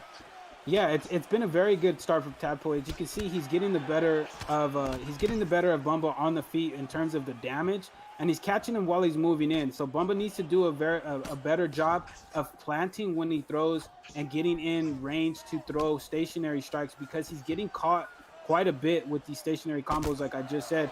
As he eats a knee right there, as he eats another front kick to the body, Bumba needs to be very careful because that damage is slowly but surely starting to add up here. Yeah, but it also looks like Tadpole needs to be careful. Seems like he's slipping the same up on that right thumbstick, entering the pocket. So if Bumba can get if he throws a head kick or a right hook, it could be devastating. So again, something for Tadpole to watch out for. But thus far, he's doing a pretty decent job of applying the pressure, getting some damage off, and getting out of harm's way for the most part. And you have to think these nice combinations from Bumba are working nicely. I mean, he's able to take it a little bit with the body shots landing from the knee. But again, as you've been saying, Crux, I mean, he's slipping one way. All it takes is one head kick as two spinning back elbows and a nice sidestep from Tadpole. It seems like we're seeing the fast pace, but again, the mistakes might be coming in. I mean, second round's going to be really interesting for both of these competitors. Yeah, and as you can see, the tide is changing now. Bumba was pressuring at the beginning of the first round, but here comes Tadpole. He's now starting to pressure back with Bumba. So we're going to see how the style is really going to change here as we head into the second round. Yeah, I'm looking forward to seeing what adjustments both fighters make, because both guys have something. They're both seeing a tell, right? And they can both see something to lead them to victory. It's just going to be a matter of who does a better job of exploiting that while also minimizing their own weaknesses. Ooh. And yeah, he was very close to getting punished for whiffing that head kick, was Bumba, but Tadpole just kind of stays at range, keeps this thing going, catches a big elbow there. He's got to be careful. And we've seen Tadpole throw that combo, the lead leg side kick into the wheel kick, and now Bumba decides to give him one back for good measure. Doesn't quite get the land there. Both these guys, again, just trying to figure out where that guy's going to be in the pocket. But they're both, walking forward, firing these combos off, but neither one really has the read. Neither one's able to just plant and rip those combos as consistently as they would like. Bumba gets a couple of good lands there, but doing some good damage to the block. But he's got to be careful from the turn shots of Tadpole, Kingsley. Yeah, and so far, good shot from Bumba trying to attack the body a little bit more, and that leads up to the front kick. I mean, he's doing some work on the body, but again, in these trades, Tadpole has been given the advantage so far. Getting a nice combination. That head hold is not looking so great for Bumba, because every time he's trying to go for a combination, Tadpole has to answer every single time. These pulls are not going to work as he gets a rock and a knockdown. Tadpole on the warpath right here, Crux. Yeah, Tadpole is starting to feel comfortable. He's starting to get into that rhythm that all of the elite fighters know. We feel like we got the fight in the bag. We feel like no matter what we throw, we start to land. As he taunts right there, that's how you know he's feeling good. But he's slipping off strikes. He's major lunging out of the way of those jabs. He's not letting his opponent Bumba land really anything significant on him to even get him in trouble. He's hitting him with some solid 1-2s. He's slipping. He hits him with a beautiful slip uppercut right there. He hits him with a 3-piece to drain his block right there. And he's just doing an overall good job of controlling the pace and controlling the range at which he's landing the strikes at. It's a beautiful knockdown right there, Frank. Yeah, I was just about to say, it seems like Tadpole is starting to take the lead here. Oh, wow. And that's one way to do it. He absolutely took the lead there as he got the finish from the ground and pound strikes. I mean, hey, Tadpole, like you said, he was starting to find that rhythm. He was able to figure out which combos were working, what shots were able to get, their desired results. He was throwing some slips in, and just seemed to me he was doing a better job defensively, what with the head movement and with the blocking and chipping down Bumba's block, and it led to a good knockout victory there from Tadpole. So a great performance by Tadpole, one that you can definitely be happy about, and one you can ask for a fight higher up in the rankings afterwards, Kingsley. I mean, you could definitely ask for a fight higher in the rankings. I'm sure he's going to get it in the next fight card when the Xbox is coming in the ESFL number cards. But just going more on that fight, it seemed like the story of the whole fight was just find the phone booth and who was going to get the best of trades. And we saw Tadpole doing nice defensively. Every time we saw Bumba getting 1-2 or like an uppercut, it seemed like his opponent Tadpole was able to just disrupt the combinations every single time, and then when it came down to blows, it seemed like he had the best kind of combinations to change up his opponent. And then we saw it with those two rocks, and then the posture up, it was all she wrote. So good job for Tadpole. Hopefully we get to see him possibly fight in the top 15 and maybe go someone else's ranking. Yeah, we're gonna see what he's got for us in the future going forward. Some things we've also got in the future going forward. First, you want to tell the people a little bit more about those crooks? Excuse me. Yeah, so we got the tier 1 submissions here on the YouTube. You get the ESFL and camp emotes. I mean, you can support the biggest camps in the ESFL, whether that be EK, who we saw has some of the best strikers in the game. You got Vegas MMA. You got all these different camps that are absolutely fun to watch. So you can show your support there. If you go to the tier 2, you get the emotes and you get a follow from the ESFL socials. Now, if you want to be a part of the ESFL, what better way to do it than to actually get the biggest virtual fight promotion to follow you on all of your socials? That is a very, very big step in trying to get into the ESFL. And then the tier 3 is so exclusive. I'm not even going to give it away to you guys. I'm going to let you guys sub and see the awesome benefits that you guys are going to get from these. So if you're on YouTube, definitely become a member, become a subscriber. If you're on Twitch as well, you'll receive these beautiful, great benefits from subbing to this to the ESFL gaming channel. I like that, Crooks. You always, you got the mark of a great storyteller. Leave them wanting, give them the secret sauce of the tier 3. Let them find out on their that. And speaking of letting people find out, we're going to find out just who the best leg kicker on this card is. We saw quite a few legs get chopped up earlier, but now we got Papa Lima about to get to it with ICB Clover. Fellas, this is going to be an absolute scrap. What do you have for us about these guys right now, Kingsley? Yeah, I mean, this is going to be a highly contested matchup. I mean, excuse me. ICB Clover 1 and 2, ranked 32. He's comfortable everywhere, but he's dangerous when he's down. So expect a crazy amount of striking coming when he's getting rocked. And he's trained by Zeus in Brazilian Jiu-Jitsu. So he's looking to put that into use. While Papa Lemur, an ESFL vet, 1-1, ranked number 28 in the Xbox rankings for the ESFL. He is a crafty former champion. He is a game plan centric. So once he has a game plan, he usually sticks to it. He usually has an A plan, a B plan, and a C plan. And then also he has brutal leg kicks. So look for him to use a Volkanovski or maybe someone who has very good leg kicks when he goes to the fire selections. Yeah, we're going to see if that's what we can get. But it looks like we've got some confirmation in the back. There was a bit of a mix-up. We're going to watch this fight, and then we're going to go back to the one that we missed. We missed God Ate My Pig versus Fatinator. That's going to come next. Don't worry, those guys aren't going anywhere. But for right now, we're going to get Clover versus Lemus Khan. As you mentioned, we've got Lemus using Volkanovski versus Clover with Ortega. And I, for one, think this is going to be a great fight once those two actually get into the octagon. I, for one, can't wait to see it. Right now, we're getting the virtual representation of it, and I feel like this will just have to do for now. I'm happy we're seeing it, though, guys. What are y'all looking for in this fight? So what I'm looking forward to in this fight is Lemus Khan is known. He's honestly one of my favorite fighters to watch because he implements such good leg kicks. It's going to be crazy to see how Clover decides to combat that leg kick heavy approach of Alexander Volkanovski used by Lemus Khan. And then Clover, if I'm Brian Ortega has very, very good boxing, but we all know that he is a ground specialist. So I'm interested to see how he is going to try to get this fight to the ground, as well as how Lemus Khan is going to not only prevent him from getting him to the ground, but also utilize those leg kicks.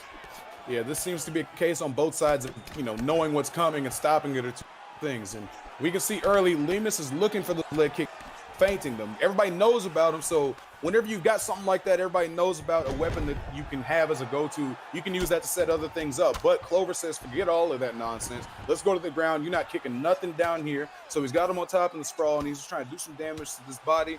And Volkanovski looks for the get up. He's able to get it now. He's trying to look to put some of his own pressure on, marching forward with those leg kicks in traditional Lemus Khan style. Gets a good 1-2 there, and another leg kick he's firing off. He's always looking to make use of that weapon, and he's one of the best we've seen do it, Kingsley. And we see him do it best, so much so that Clover already switched his stance from his left to his right because he knows he doesn't want to be involved in the leg health situation. So right now he has switched up his stance, but now he needs to play defensively and trying to find a way to just answer back of all these strikes going to the head because he got hit with a couple of 1-2s. And now Lemus Khan, he's feeling like he's in rhythm. This is where he wants to be centered out the gun, doing some punches. Again, the head held along with the legs. He's being hurt. And now the right leg, as he switches stances again, his second switch. And now he's checking those leg kicks. So it's up to Clover what he wants to do defensively if he wants to fight back against Lemus Khan. Yeah, and Lemus is doing a very, very good job of throwing the leg kicks at the end of his combinations. He's not leading with them, which a lot of people tend to do. It's a good game plan up until they start getting checked. So he realizes, hey, I need to mix these up. I'm known for my leg kicks, so I'm gonna go ahead and try to mix these up at the end of my combination, so it gets my opponent guessing whether I'm gonna end with a head strike or a leg strike. As he's able to block that takedown right there, he hits him with a good leg kick on the exit. But overall, it looks like Lemus Khan feels very, very comfortable with this matchup. But it looks like Ortega is starting to come on strong with the strikes here. Yeah, he's starting to come on strong with these strikes. But like you said, Lemus does look to be in rhythm. One thing he's got to worry about and watch out for, man, he uses stamina with this style. And we've seen him on the wrong end of some stamina matchups here in the ESFL. We're going to see if he can, minimize that by doing enough damage to offset that. But you got to wonder if Clover is at least partially trying to maybe see if he'll gas out a little bit and he can do some damage going forward. But right now, so far, so good for Lemus Khan, man. He's making things work with these leg kicks. He's firing off in the pocket. He's getting off first, and he's getting out of the way of the return strikes. So right now, it seems to be, exactly what he's wanting. But Clover's doing a good job mixing those takedowns in. Gets a great turning takedown there, and that could change some things up. I don't think it'd be enough to win him the round, but it's definitely a lot for Lemus to think about going forward there, Crooks. Yeah, that's true. It's definitely going to keep Lemus on his toes. Clover is not giving up on the takedowns, even though he's had a couple of them stuffed in this round. As we end the first round, I'd have to give the first round to Lemur because he was in rhythm. He was cracking them with those leg kicks. How do you feel about it, Kingsley? I think it has to go to Lemus because, he was, again, as we've seen in the replays, the leg kicks, the hooks were landing so nicely. And I was surprised it took so much time in between both takedowns for his opponent, Clover. Clover is able to get both takedowns, so I would not be surprised if he tries to go for a second round. But again, if he tries to go against the striking of Lemus Khan, he might be in a lot of trouble going in the second round. Yeah, I think his path to victory is a clear one. Take this man down. I mean, just try your best to keep him down there. And it is so much easier said than done, especially against a high-level player like Lemus Khan, using somebody like Volkanovski. But that seems to be what you would need to do here, man, because that leg damage is just going to keep sneaking up and getting worse and worse until you're in a position where you literally can't do anything. So you got to be careful early so you can avoid that if you're in Clover's shoes right now. But the pressure here. Yeah, he's trying to just... Yeah, exactly. Doing a great job of crowding him so he can't get into those leg kicks off, getting some good head damage there. Now Clover's got something to work on. Now he's got, something else that he can put into Lemus Khan's head, and he can try to put his own pressure on as he continues to march forward, gets a good head kick there and gets a good rock. So now that thing's got to be interesting going forward for Lemus Khan. Are you just trying to stand back and keep firing until you get that rock, or now you're trying to turn the pressure on a little bit, Crooks? Yeah, Lemus Khan has to respond. He's getting backed up, but he's doing a beautiful job of breaking that block there. Clover shoots wisely for that double leg cancel, hits him with the elbow right there. Goes for another head kick and gets another rock. That is the second time he's gotten hit with that head kick. Lemus Khan needs to be aware of getting hit with those head kicks. That's been twice. He's able to trip him right there now. It looks like he's going for the side control. He gets it. Now this is a very, very dangerous spot for Lemus Khan to be in here, Kingsley. A very dangerous spot. I mean, Lemus Khan seemed like he was on top of the world in the first round, but now in the second round, it completely changed the script on him as he got rocked twice and gets denied twice. And this is not where you want to be, Frank. Yeah, no, not at all. I mean, it's exactly where you want to be. But now he's looking to get, I don't know if this is the Japanese or the Peruvian, but he's going for one of the next half. It looks like Lemus is doing a good job getting, keeping out of harm's way, and he might be able to get the escape. But that submission bar is creeping up a little bit too fast for my liking if I'm Papa Lemur, but he does a great job to get out of there before it gets too dangerous. That was almost horrible for him, fellas. And it's not getting much better as he gets rolled over by Clover and is now getting attacked. The submission, this one from the north-south position. Things are looking a little grim for Lemus right now. Crooks. Yeah, he's getting hit with this windshield choke from north and south, which is not a very popular choke as it was in UFC 2, but it is a very, very good one, especially with low stamina as Lemus Khan had there. But he is going to get back mount here. Now this is very, very tough. Clover rolls over into his full guard. Lemur tries to get up there. He gets denied. His stamina is low again. He needs to be very, very careful because even though Alexander Volkanovski has a very good top game. Brian Ortega has good control off of the bottom, as well as some good subs as he moves there into side saddle. If I was Lemus, I'm going to go ahead and try to stand up here and get back that damage here, Kingsley. Yeah, I mean, with 10 seconds to go, I think he's just going to stick with the posture. I've been trying to find a way. I mean, he's doing some good damage. I mean, it's getting kind of close, and that's a good way to, like, keep some momentum on your side. But, man, I feel like this could be 1-1 going for both guys. So third round, very deciding on who's going to win it. Yeah, I'd say that this fight is very much one apiece right now. This fight is so much on the table for guy. We've had quite a few of these today, fellas, and we're gonna see who's able to make those requisite adjustments and come out and get his game plan going in round 3. If Ortega Clover can keep those submissions up and keep Volkanovski uncomfortable and in positions where he can't do anything, great job to neutralize not only the leg kicks but the entire offense of Papa Lima. So that was a very smart, well-fought second round from ICB Clover, and he's looking to continue that right now. But Lemus Khan is firing back, making sure he's chipping down on that block so he doesn't feel comfortable going forward here, Crooks. Yeah, and Lemus needs to get going forward. He was doing great in the first round when he was leading the dance. Now he's not doing so well because Clover is keeping him out of range and he's hitting him with strikes in his own rhythm. Look at here, he's backed up against the cage, so now Clover can clinch like he's doing right now, trying to shoot for the takedowns, or he has the double leg bail as well, which will drive Lemus back to the cage.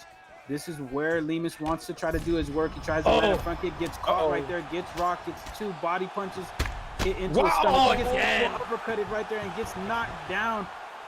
It's not looking so good for Lemus Khan here. Yeah, no, Clover is firing back. He's trying to get his sauce going. I'm sorry, King. Oh, you're good. But these guys are going crazy right now. Clover's looking to finish. He goes and he gets the takedown there. But the up kick once again saves Volk, and he throws a huge front kick as Ortega's getting up there. You got to think he might have gotten saved a little bit by a wonky hitbox because that front kick looked pretty clean, and I don't think it did quite as much damage as he thought it was going to. Kingsley, this fight's wild right now. It's super wild, and just imagine from the first round, we would never expect this. But, wait a minute. Clover kind of... okay. Hey, we saw Lemus Khan go down, but it was Clover that was the head health blinking. Was that a rock towards him? I don't know how they're going to score that situation. It'd be interesting to see. But now we're seeing Lemus Khan coming back from the dead from the last 2 rounds. And Frank, this might be a little bit troubling here. Yeah, he's trying to finish. And just real quick, I think what ended up happening there is Volkanovski got the head rock while Ortega got one of those like off-balance push-over knockdown animations. But then Lemus Khan made up for it and got himself a legitimate knockdown again, right? So now he's looking like he's on this fight. He's on top of Ortega in the full guard, but he did just get denied. Now he's in a submission. And that escape bar is not moving as fast as it has been on these past couple of attempts. So now we got quite a bit of intrigue here, but he gets the slam. Great job there to keep himself out of a potentially horrendous situation in which he was, about to seize defeat from the jaws of victory. I mean, right now, if Lemus can stay up and stay on top right now, he's in a great position, but there's still 55 seconds, and Ortega can do a lot with that time. I'm liking what I'm seeing here from Papa Lima, going for the posture up and then getting that free transition. And now he's got the crucifix, so he can just kind of hang out here. It's going to take Ortega a little bit of time to get back to a position where he can be able to do, well, much of anything. So Volkanovski's doing a great job here. He gets an excellent denial, and now he can just kind of look to salt this fight away. He might not get the finish here, or he might. I mean, that head health of Clover's looking pretty bad, but 10 seconds. Right now, it looks like Lemus is going to be able to get this victory, but it's all a matter of what these judges see as these guys finish 3 very hard-fought rounds, very back and forth. Great fight, fellas. What are your final thoughts on it, starting with you, Crooks? I mean, it was a battle of rounds, right? I thought I gave the first round to Lemus Khan, but then Clover came back in that second and had Lemus Khan in all sorts of trouble. But I feel like Lemus in that third round, he got rocked, got dropped, but at the same time, he rocked Clover, and I think he was able to get that victory there. Right, and what do you think, Kingsley? I think it has to go to Lemus Khan, but I don't know. I mean, judges could decide either way. It was very close. And it looks like they do indeed give it to Lemus Khan. The body language there seemed like it was going to be I'm really hoping these guys give us stats because that's a fight that's so close. I really want to see, you know, what the judges were looking at exactly. I want to see what they scored, but you don't always get what you want. I'm kind of hoping that we, you know, if anybody listening, maybe name Lemus, maybe name Clover, could press start and they look at fight stats, that would be fantastic. But again, you know, I'm just a humble commentator out here, and I guess we don't always get what we want. This is a lesson in the real world, kids. That sometimes dreams do come true, and we do get our fight stats. So that's a split decision too. And yeah, honestly, I'm not mad at that. That could have gone either way. I think Lemus did enough in 1 and 3, but I could see, you know, maybe you give Ortega 1 and 2. I don't know. It's interesting to see at the very least, but. Look at the third round. I mean, similar stats. I mean, funny enough. Wow, actually, like it was one knockdown to 1, 2 stuns to 2. But Clover had more significant strikes. I don't know if that was based on the ground. It was like I think 30 to 21. But I think significant strikes. I didn't get a close look at it. But very interesting to see how the judges scored. I mean, very, very close. Yeah, that's definitely a hard-fought victory. Both those guys fought tooth and nail, and they were looking for. I mean, yeah, the significant strikes 43 to 42 in favor of Clover. Total strikes 96 to 93 in favor of Lemus. 4 takedowns for Ortega, 1 for Volkanovski, 3 minutes of control for Ortega, 2.5 for Volk. I mean, that's honestly, folks, that's about as close as fights get. But I do still think that Lemur got the win. I mean, but again, you could tell me that fight went either way, and I wouldn't be able to argue it convincingly for either guys. I just feel like that was a great fight. Speaking of great fights, our next one that we've got coming up is my favorite. You say that absolutely because God Ate My Pig is coming up next against Fadinator. And fellas, this is going to be a great fight. What do you got for us on him, Kingsley? Yeah, God Ate My Pig. The team ranked. He's 2-1. In the ESFL Season 2, he's an aggressive boxer, has a strong top game when it goes to the ground game, and he's comfortable everywhere. So look for him to be a little bit balanced going in this fight. With Fad, I mean, he's ranked number 10, 2-1, along with God Ate My Pig. He's also a knockout artist, an elite striker, and comfortable everywhere. So expect this fight to stay standing up a little bit, but then don't be surprised if it goes to the ground kind of in the later rounds. And Crooks, as you see, a Dustin Poirier mirror match, so it's all going to be about skill. Yeah, and it's going to come down to I think the stand up. But look at that record; it's 49 and 19. These guys have fought a considerable amount, so they both know each other very well. So it's going to be interesting to see what game plans they have against each other here in this matchup. Yeah, as these guys meet in the middle, God Ate My Pig was able to. As they meet, yeah, these guys are just trading back and forth, and you can kind of see some of the familiarity already. You know, these guys seem to know the other's timings when they want to come in thus far. But God Ate My Pig seems to be the one that is on the front foot right now. He is leading the dance thus far. Gets a huge front kick to the face of Fadinator there. And it looks like Fad is being a little bit more patient. It almost looks like he's trying to set up some counter strikes going forward right now, Crooks. But it looked like he got taken down right there. That might not be what he wants. That was interesting to say the least, Crooks. Yeah, that was a little interesting to see what happened right there. But interesting things happen in this game all the time. But it looks like God Ate My Pig is applying the pressure, and he's going very jab heavy. He's just touching him right now. He's touching him, trying to get him to trying to bite on his jab, and then trying to hit him with 2-3 strikes on the return. But as we see Fadinator here, he's landing some good combinations as well. He's trying to stand his ground as he gets rocked right there with a beautiful left hook. He needs to be very careful. He tried to block break. He needs to try to slip and get out of there. And there goes that elite striking that we saw from God Ate My Pig. I mean, this is what he wants to do. He wants to be on the forefront, be a little bit more aggressive. Well, Fad needs to find a way. He's trying to play a little more of a counterpuncher aspect, but again, every time he gets in these strikes, he needs to be careful what he's leaving out in the open. So it's going to be crazy to see how this fight progresses. Yeah, definitely. As God Ate My Pig gets caught there when he was going for a pull, it looked like he got hit by a straight punch whenever he was going for a pull. Gets a good slip straight in there to kind of, stop the pressure of Fad a little bit. And now both these guys are going to reset. And I think they're kind of looking at each other like, okay, I know you can rock me. I know I can rock you. And now they're just trying to reset, make some adjustments to see who's able to get the next one. It's going to be God Ate My Pig right now getting the better of it, but Fad's firing back. We're going to see if he's able to get his own rock and keep this thing even so far, 3.5 minutes into round one. this is a pretty solid fight that we're seeing right now unfold in front of us, Crooks. Yeah, it's very, very technical on the feet. As you can see, they're both rocking each other back and forth. But I want to point out something of notice. Look at God Ate My Pig's stamina when he is unleashing these 3-punch combinations. If he is not careful and he eats a combination at the wrong time, he will get rocked, and he will end up getting put into a situation that he does not want to be in up against the cage, kind of like how he is right now. His head health is a little bit more. His head is a little bit more damaged than Fatinator, even though he's rocked him a couple more times. But he's fighting his way out of the corner. Both men are fighting beautifully. They're getting good damage off. But Fatinator looks like he is getting the better end of these exchanges here, Kingsley.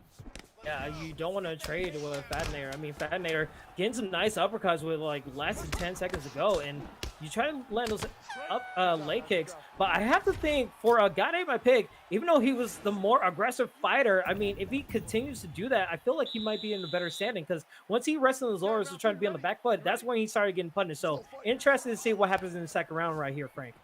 Yeah, it's like you said, the round started off with God Ate My Pig being the one. At the end, it was Fad that was the one that was leading the dance a little bit. We're just gonna see going forward who is able to get those shots off first and who is able to push their own pace a little bit more. Because as it seems right now, it looks like God Ate My Pig is fine fighting this a little bit faster, and Fad wants to slow it down a touch, find those counter shots, and see if he can land, you know, the one that's going to get him the victory. Whereas God Ate My Pig is throwing multiple punches and bunches and just trying to keep pressure on and, you know, keep things going in his direction. He's able to get a good slip, a good hook there on the slip of Fatinator, drops him, and now he's got him knocked down, trying to finish this fight. Not quite able to do so.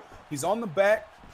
Fad does a good job to deny the backpack, and now these guys are going back to the center of the octagon just to see who can step forward. You know, see if Fatinator can get his own rock back, or if God Ate My Pig can keep the pressure up right here, Crooks. Yeah, and he did a great job of trapping him there in the corner. He shoots for a takedown here, does God Ate My Pig, but it is denied. He's probably going to hit a couple of knees to the body here. Hits him with a beautiful uppercut on the exit right there, does Fatinator. Now, Fatinator is trying to get that rock back. He understands, hey, I can't let him keep pressuring me up against that cage. He almost had me finished in the last sequence that we had, so he's applying pressure. He broke his block right there, hits him with a good lead uppercut, but God Ate My Pig did land a good knee there. It looks like both of these guys are just really content exchanging here on the feet. I predict, honestly, this one is not going to go to a judge's scorecard based off of the damage that they've landed so far, Kingsley. So far, I don't think it will be. But again, this is what God Ate My Pig. I mean, in the beginning, he was aggressive and he got a knockdown, right? But then he took his foot off of the gas, and then he was able to get pieced up. He can't just use that head health as a defensive mechanism, because he's going to get pieced up if he keeps on going, having his back to the cage. And as you see, he needs to be aggressive with this rock right here, and this is what he needs to do. He needs to be aggressive if he wants to win this fight. Yeah, what I'm seeing right now, if I'm God Ate My Pig, I'm not stepping back to fight, brother. It seems like he's got the advantage, pressuring and going forward, and that would be all that would be on my mind. I mean, he might walk into something true, but at this point, it feels like Fad is a little bit more uncomfortable in those pocket situations where they are just throwing caution to the wind and firing. It seems like God Ate My Pig is able to get the better of those situations, but one way to stop yourself from getting hurt like that is to just go to the ground and do your own damage from here. It's a lot harder for the guy on the bottom to get anything going in a situation like this whenever you're postured up in the half guard and you can rain down your own damage and start knocking down his block some. So a good move there by Fatinator to try and, you know, maybe close the gap a little bit here in the second round. He might not win the round, but he could do some damage that'll help him out and help his case going forward here, fellas. As we've got 10 seconds left in the round. As, Fatinator's just trying to get some shots off, do some damage to that block, get a little bit of the body shots. And round two, very close, but I'd say God Ate My Pig gets it based on damage. And round one was also very close, but again, I'd give it to God Ate My Pig based on 2 rocks versus 1. Thus far, that's what I'm seeing. What are you seeing, King Blue? I mean, it's very close. I mean, we could kind of say it's like the last fight. Oh, but that whip changed everything. Fatinator with the whip and the knockout. Incredible stuff that we've seen. I mean, that's how quickly it could just automatically turn by making the last mistake right there, Crooks. Yeah, and like I say all the time, it just takes one mistake. One simple mistake. You think that your opponent's not reading it, and they read it and they just put you to sleep. it just negates a beautiful performance that God Ate My Pig had. But shout out to Fatinator for knowing that that combination was coming. He slipped under beautifully, hit him with that lead hook, and put him to sleep. Way to come back there, Fatinator. Great performance. Yeah, absolutely. Great job there, Fatinator. We saw a very fight there. That fight was one apiece, 19-19 going into the third. Both guys knew that they could make something big happen. Get it, and Fatinator found that opportunity. He saw that head kick, he was able to duck, and then that beautiful right hand punish on the whiff was just all it took to seal that victory for Fatinator. So congratulations to you. You earned that one. I mean, you walked through the fire to get it, so that's a win that you can be very happy at. Watch that one back, enjoy it, because you definitely earned that one, my. And it looks like we are getting things ready for our 10th fight of the night. We are in the very, very heavy part of the card. We've got 3 great fights left for it. We've got Dabikin versus Getting Sparked. We've got Desire taking on a late replacement in Chinsworth. Unfortunately, we will not get to see the return of Ed Parker tonight. Some things came up, but it happens. And then we've got TRICKZZY taking on Dirty Dave in the main event. And both of those guys are looking to prove that they deserve to get a title shot at the current Xbox champion, Blake Tyler. And we'll see who's able to pull forward in that effort later on tonight. But first, like I mentioned, we've got Dabikin taking on Getting Sparked. What do you got for us on these 2 fantastic competitors, Kingsley? Before I even get to that, I mean, what a way to end our 4 event a week. I mean, we always have these events and they're always showing up and showing out, so always incredible. But again, Dabikin in this contest right here, Dabikin is ranked 21. He's a former champion. He's 2-2 in this current season. He's a lead player in all aspects. He has and also he has strong boxing, and he's a former ESFL champ.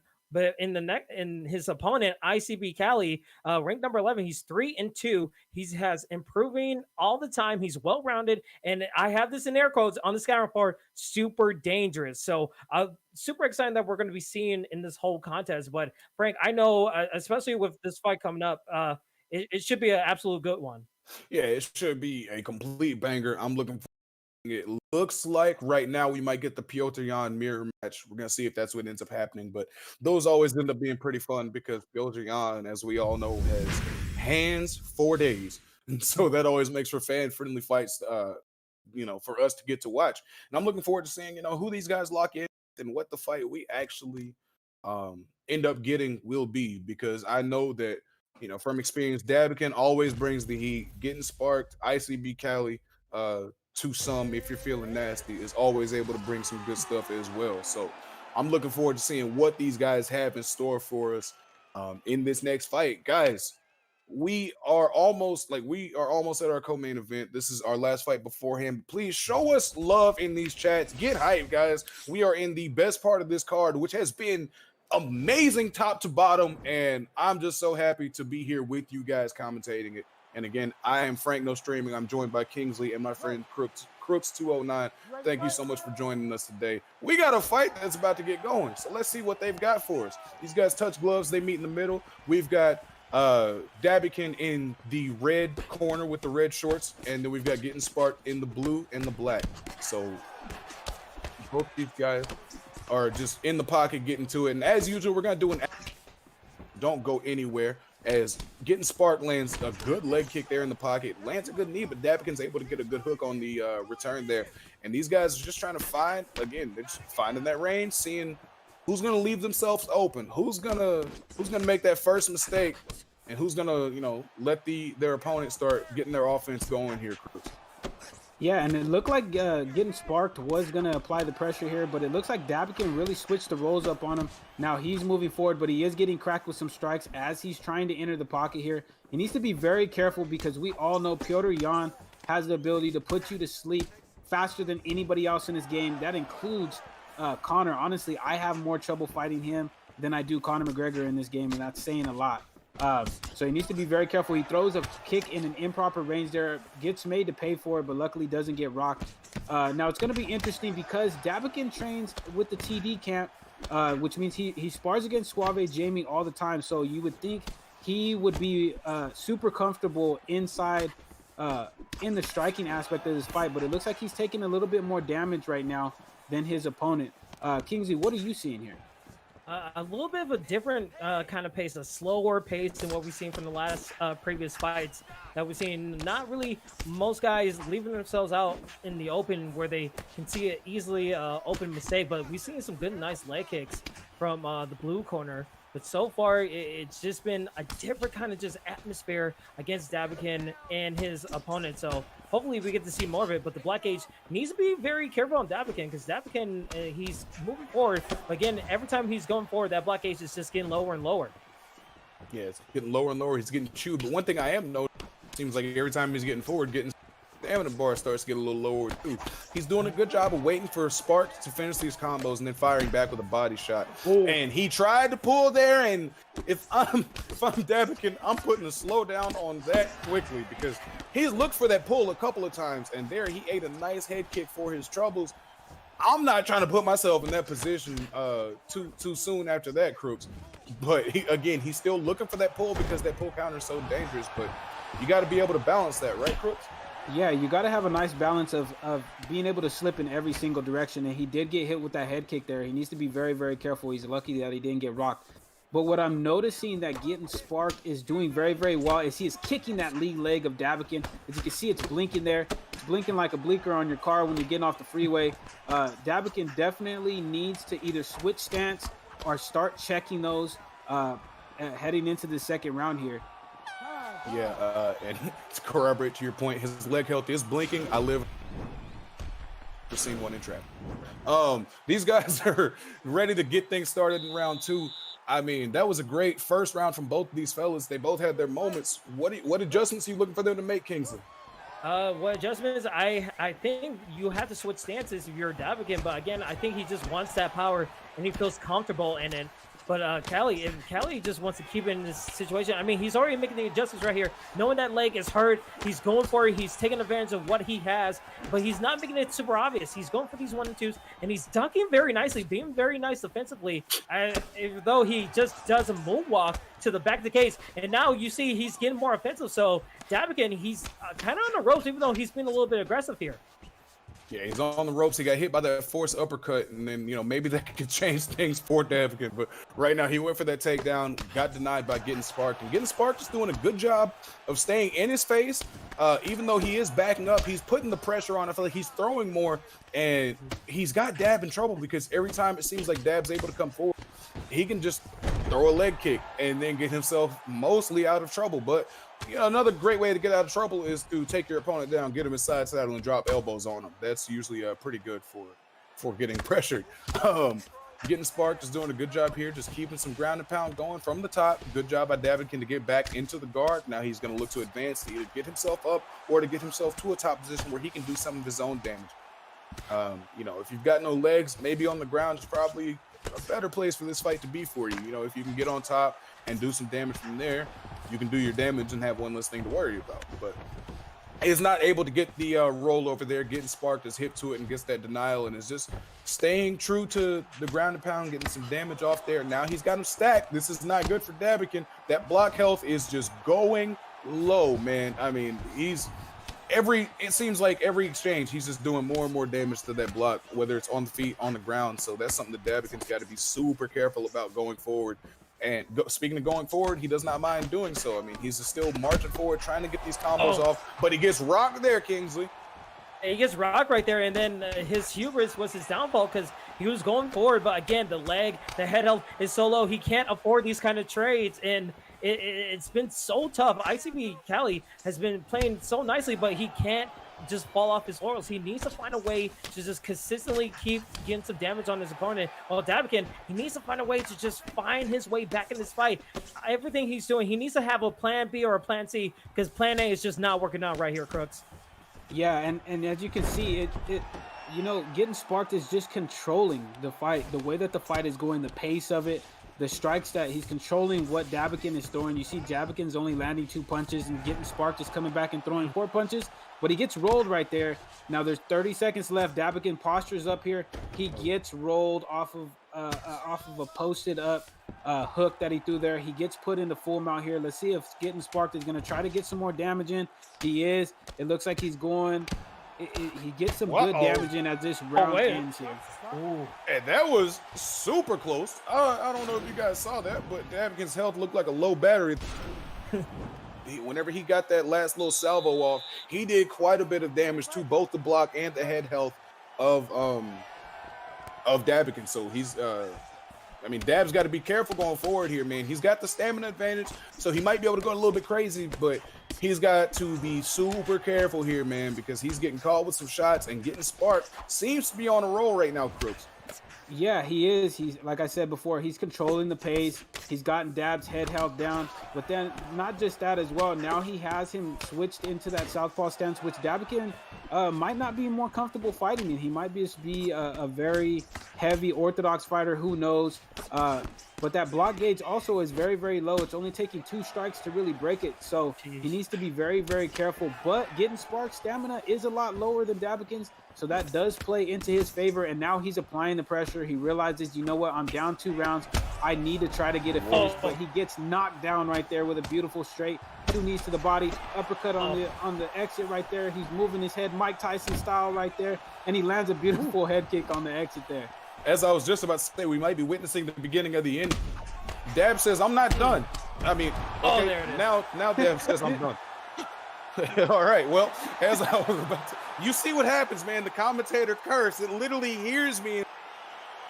But a great fight there from getting sparked. I mean, like you were saying, Crooks, he was able to control the pace, control what shots he was getting off. He was able to do all kinds of damage to that block. And then at the end, man, that left hook that he did so much damage with throughout the fight ended up being the downfall for Davikin, who, again, has nothing to be ashamed of, but a great performance by getting sparked on that one. Fellas, Kingsley, starting with you, what did you see that you enjoyed about that fight?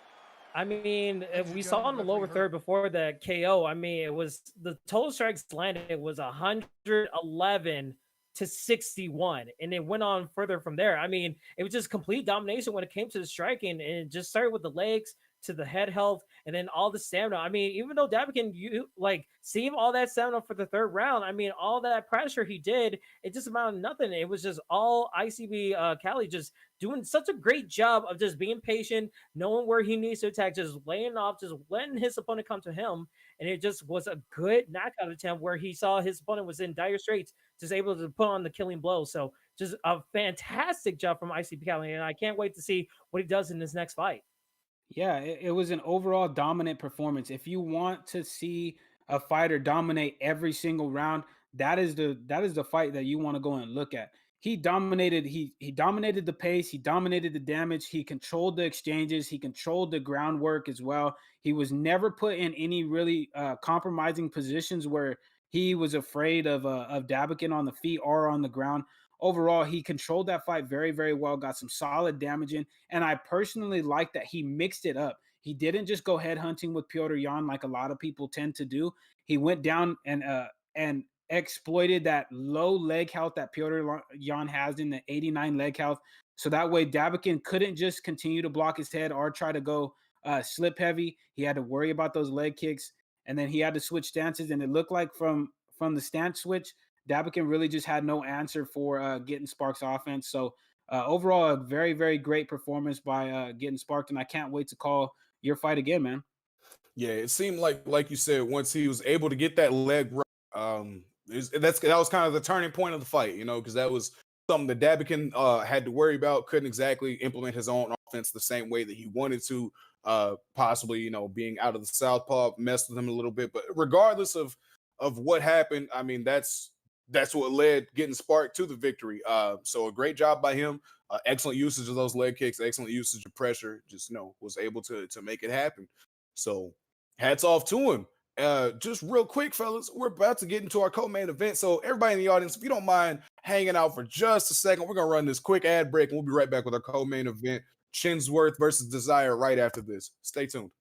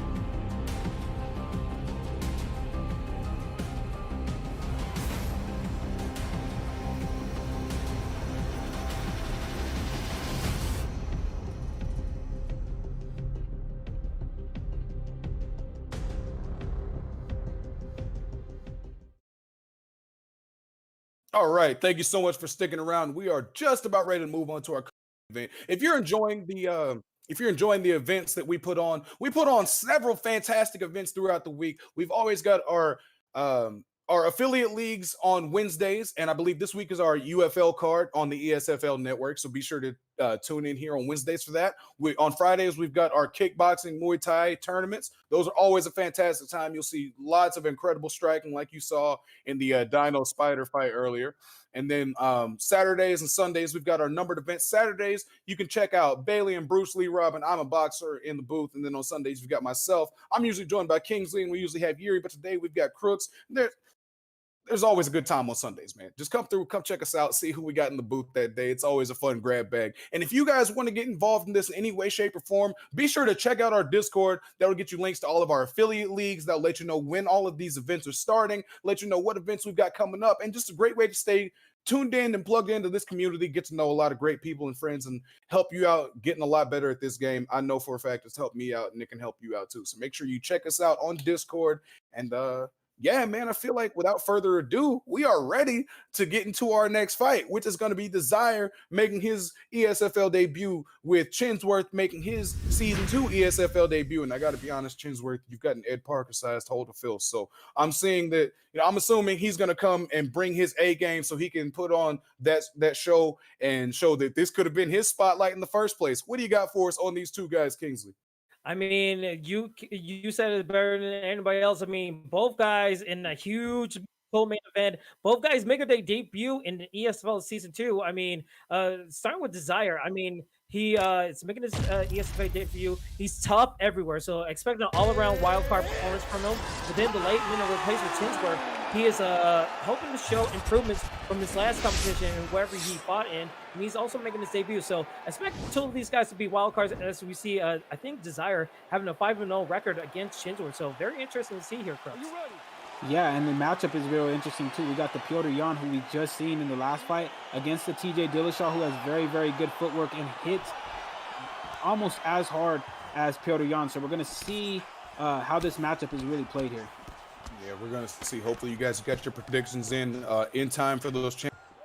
And we see both these guys content to meet in the middle. Chinsworth doing a good job there of wearing down the block of Desire a little bit. But Desire obviously firing back, and he's I was going to say he's not ready to go as he gets a huge rock, but misses on the head kick there. Chinsworth misses on the punish. And now we've got a fight, fellas. Desire's been rocked, and now he's looking to try and get that back, and it looks like he's trying to get that back in spades. I said it backwards. Desire had Chinsworth rocked, but you get what I'm saying. These guys are here to bring it. They are here to scrap, and they're both thus far showing us a pretty good exhibition, Crooks. Yeah, and as you can see Jan is content just playing the counter-striking role. He's planning and throwing. He's catching Chinsworth coming in. But Chinsworth is also breaking that block. He's getting in some good damage to the block. He's getting some good damage to the chin. But he needs to be careful not to get hit with those stationary combos, because Piotr Jan, every single time he touches you, he does massive damage. Even if you're TJ Dillashaw, who has a pretty good chin stat in his own right. If I'm Chinsworth, I'm pressing him up against the cage, and I'm trying to get a takedown where Piotr Jan only has a 90 bottom control against my 92 top control, as he's able to break the block there. But if I'm Chinsworth, I need to be very, very careful on how I exchange with Piotr Jan here, Kingsley. Yeah, I mean, you can see kind of nerves from both of these guys. I mean, the hugest platform that they had so far in starting out with their debut in this co-main event right here. We see Chinsworth doing some good job using those combinations, opening up with a ducking roundhouse, opening up his opponent. But again, you have to see what they're going to be using with the stamina. I mean, they're trying to look for a finish right here, but it's going to be really interesting to see how they both progress, as I think we're getting a little bit of lag right here, Frank. Just a touch, but we're going to be able to make it through. And it looks like these guys are just trying to figure these things out. As Chinsworth is content to fire off combos, man. He's doing a good job of mixing up his range and his time. And he's just throwing a lot of stuff that can be a little difficult to counter because you're not entirely sure what's about to come back next. But Desire seems to be on top of things, trying to use that head movement, gets a good slip straight there. Desire seems to have quite a good flow in the striking right now. It makes me curious to see how the Ed Parker matchup would have gone, but we're not going to talk about that too much. We're going to talk about the matchup that we actually have, which is shaping up to be a banger so far, Crooks. Both these guys are looking to get things going, but Desire gets a good front kick there. Yeah, Desire is doing a great job. As he gets taken down right there on the feet, he was doing a very, very great job of controlling where the exchanges were going. He's breaking the block, hitting him with some good stationary combinations. But Chinsworth, you need, there's not enough time to really get that damage back, but this is an encouraging sign that you can take him down heading into the second round here. Yeah, that's going to be something, you know, a note that you can have going forward, something to go back to that page in the book. And we'll see how they both adapt in the second round right here. I mean, they just got through the first round of the new season. You can see 34-29 in favor of, I think, Desire. Desire trying to find his way to just continue on that momentum. I mean, both guys got right. Let's see how they adapt and try to play more defensively. Yeah, but right now, Chinsworth says defense never hurt. He's just marching, trying to get some of these shots on Desire. And to be honest, he's doing a pretty decent job of knocking down that block when he goes in and fires. But Desire also does a good job of making sure that it's only the block that's getting hit and he's able to fire back. You're never going to see Desire take one of these combos and not give something back. That pull uppercut was very, very close right there. So that's something that Chinsworth is going to have to watch out for going forward. But he's doing a good job. One thing I'm liking from Chinsworth, he's doing a great job of mixing in the body work, and that's going to play a part going forward. This is only a 3-round fight, but you don't want to be in any fight with no stamina, man. I don't care if it's three rounds or 3 minutes. It's not going to be a good time. So seeing some good things from Chinsworth, goes for a takedown there, gets denied. So Desire is able to, keep this fight upright. Now he's looking to fire back right now here, Crooks. Yeah, he's doing a better job. Chinsworth is doing a better job of mixing up his strikes. He's throwing that lead leg kick to straight combination just to keep Desire honest and exploit, like I said, that low leg health that Piotr Jan does have. But he gets caught right there. He needs to be very, very careful because his head health is considerably lower than Desire's, and we know that Piotr Jan hits like a Mack truck. He gets caught right there with a beautiful straight, almost gets caught with a two-piece combination that would have definitely rocked him. So he needs to be very careful. I'd like to see him switch to a jab calf kick approach, maybe as Desire is backing up and as he breaks his block, so that way Desire has no option other than to either block it or to try to slip and eat the leg health damage. But overall, better job by Chinsworth in this round in the striking aspect. Yeah, I really like that lead hook, jab, lead body kick. Different impression. Something that I'm going to have to make sure I implement in between Migo. But he does a good job there to go for that takedown, and he might have caught Desire trying to preemptively turn, is able to get on top, and now he's got about a minute and a half to work. We're going to see what Chinsworth can get done here in this second round. Yeah, you have to think. I mean, this is where he kind of wants to be. You know, if you're going to be in such a close round in the second round, both guys have improved. You kind of just want to just take top control, just find a way to get some damage on your opponent and just seal this round for yourself, because you never know where the justice is going to be as he gets reversed. A little bit of a commentator's curse right there, but good denial of that crucifix. And Desire trying to stand. No, I thought he was going to try to stand up, but good job trying to get the posture up, trying to steal back this round right here, Chris. Yeah, he's doing a great job. Chinsworth is he's getting some good damage, but Desire did have his opportunity to get some damage off as he fireman rolled him. I haven't seen a fireman roll since UFC 3. That was a good way to counter the crucifix transition back then. But as we see the round ends with Chinsworth on top, I feel like he might have been able to sneak that round away with a beautiful counter as well as the leg work there. Yeah, and this is a very close fight right now.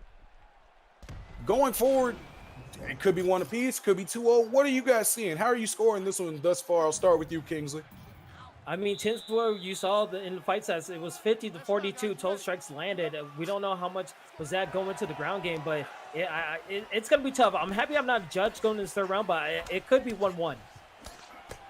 Yeah, and it really could be 1-1. I feel like Desire did a great job in the first round. He got some good working on the feet, but Chinsworth came back in the second round with some great grappling and some great leg kicks as well. So we're going to see who really wants it more here in this third round. That man really just did a pull jumping roundhouse. Never done that. We're seeing it right here. I mean, Desire, he tried to go for, I think, 3 uppercuts to the body and lost a lot of stamina, but Chinsworth doing a nice job just being patient, and now he's on the attack. He sees that block gauge low, and you see every time he feels like he's out of the combinations, he's trying to take the center out. Oh my God! Oh, Woo! That'll get it Desire done. wanted that. Ladies Jeez. and gentlemen, that'll do it. That will do it. Yeah, like you said, he was looking for that uppercut. That's why when you find it, that's what happens. I mean, that was nasty. It looked like he caught him right when he was about to go for either his own uppercut, maybe a body shot. You could tell Dillashaw was winding something up and then just got caught and zombified. His arm folded up behind him. That looked kind of gross.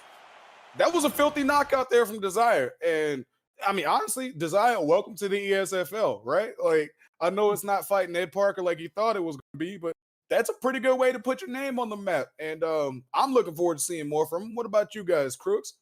yeah, I'm looking forward to seeing from him. He came back from adversity and got that finish. But like you said, he did catch his opponent Chinsworth trying to load up on a rear body uppercut, which if you get hit in that animation, especially from a yawn, you are gonna get either knocked down or you're gonna get flash KO'd. So good read by Desire. He did a great job in that fight and was able to pull out the dub there. Yeah, I have to think like now I feel like the Ed Parker matchup, if he ever gets it, like it just makes it even better. He's able to prove himself in the ESFL. He's 1-0, so it seems like it might be a good matchup in the future. So hopefully we get to see that. But man, Chinsworth, I mean, it seemed like he had a good game plan. He was able to take the center of the octagon, and then once he saw his opponent trying to like move forward a little bit, he just got caught at the wrong time. So unfortunate, but a good job coming in the last minute replacement and putting on the show with the co-main. So that's nothing much that you can ask for in the losing effort, but just a good performance from Desire. Yeah, he gave it everything that he had, talking about Chinsworth. But Desire, the night belongs to you. Fantastic. And normally, you know, in a situation like this, like you got the easy one. You got your debut done. You're ready to get it in a good fashion.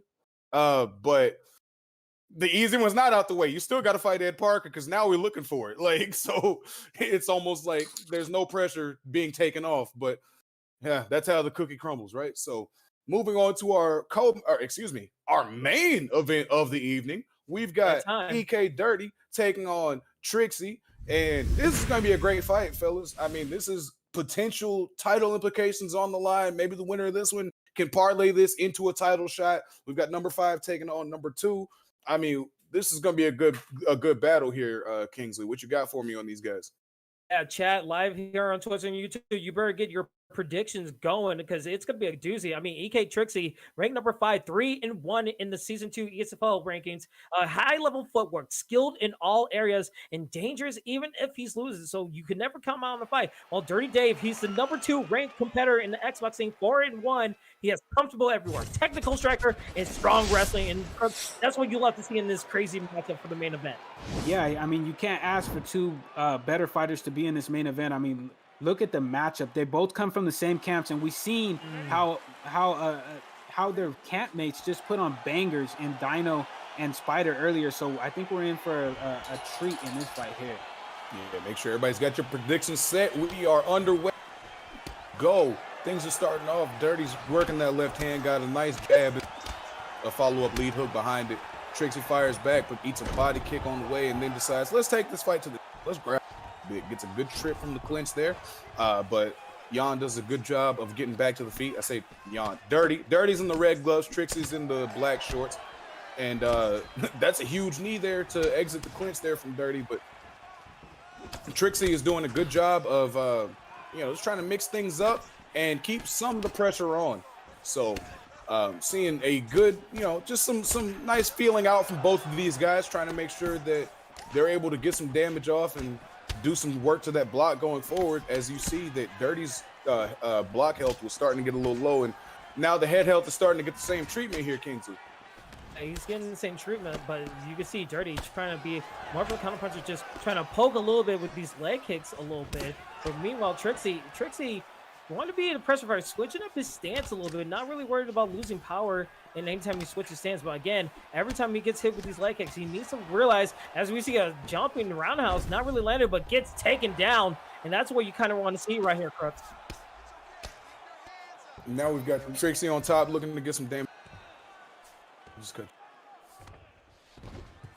Yeah, and as we can see, he's able to get a beautiful deny right there. And now this looks like it's a stalemate on the ground as we roll into the full guard here. TRICKZZY's gonna try to posture up and try to range some good ground and pound in here, but he gets pulled down.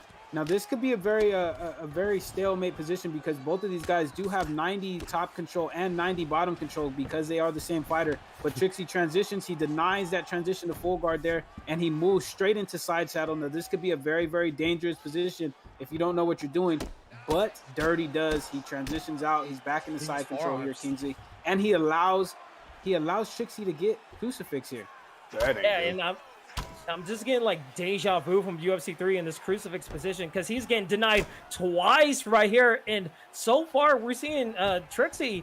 I think that really TRICKZZY in the blue gloves doing a nice job, but he gets slipped out, as you said right there, Frank. I mean, DIRRTY, he needs to find a way to get out of this situation because he's gonna lose this round as the clock is winding down.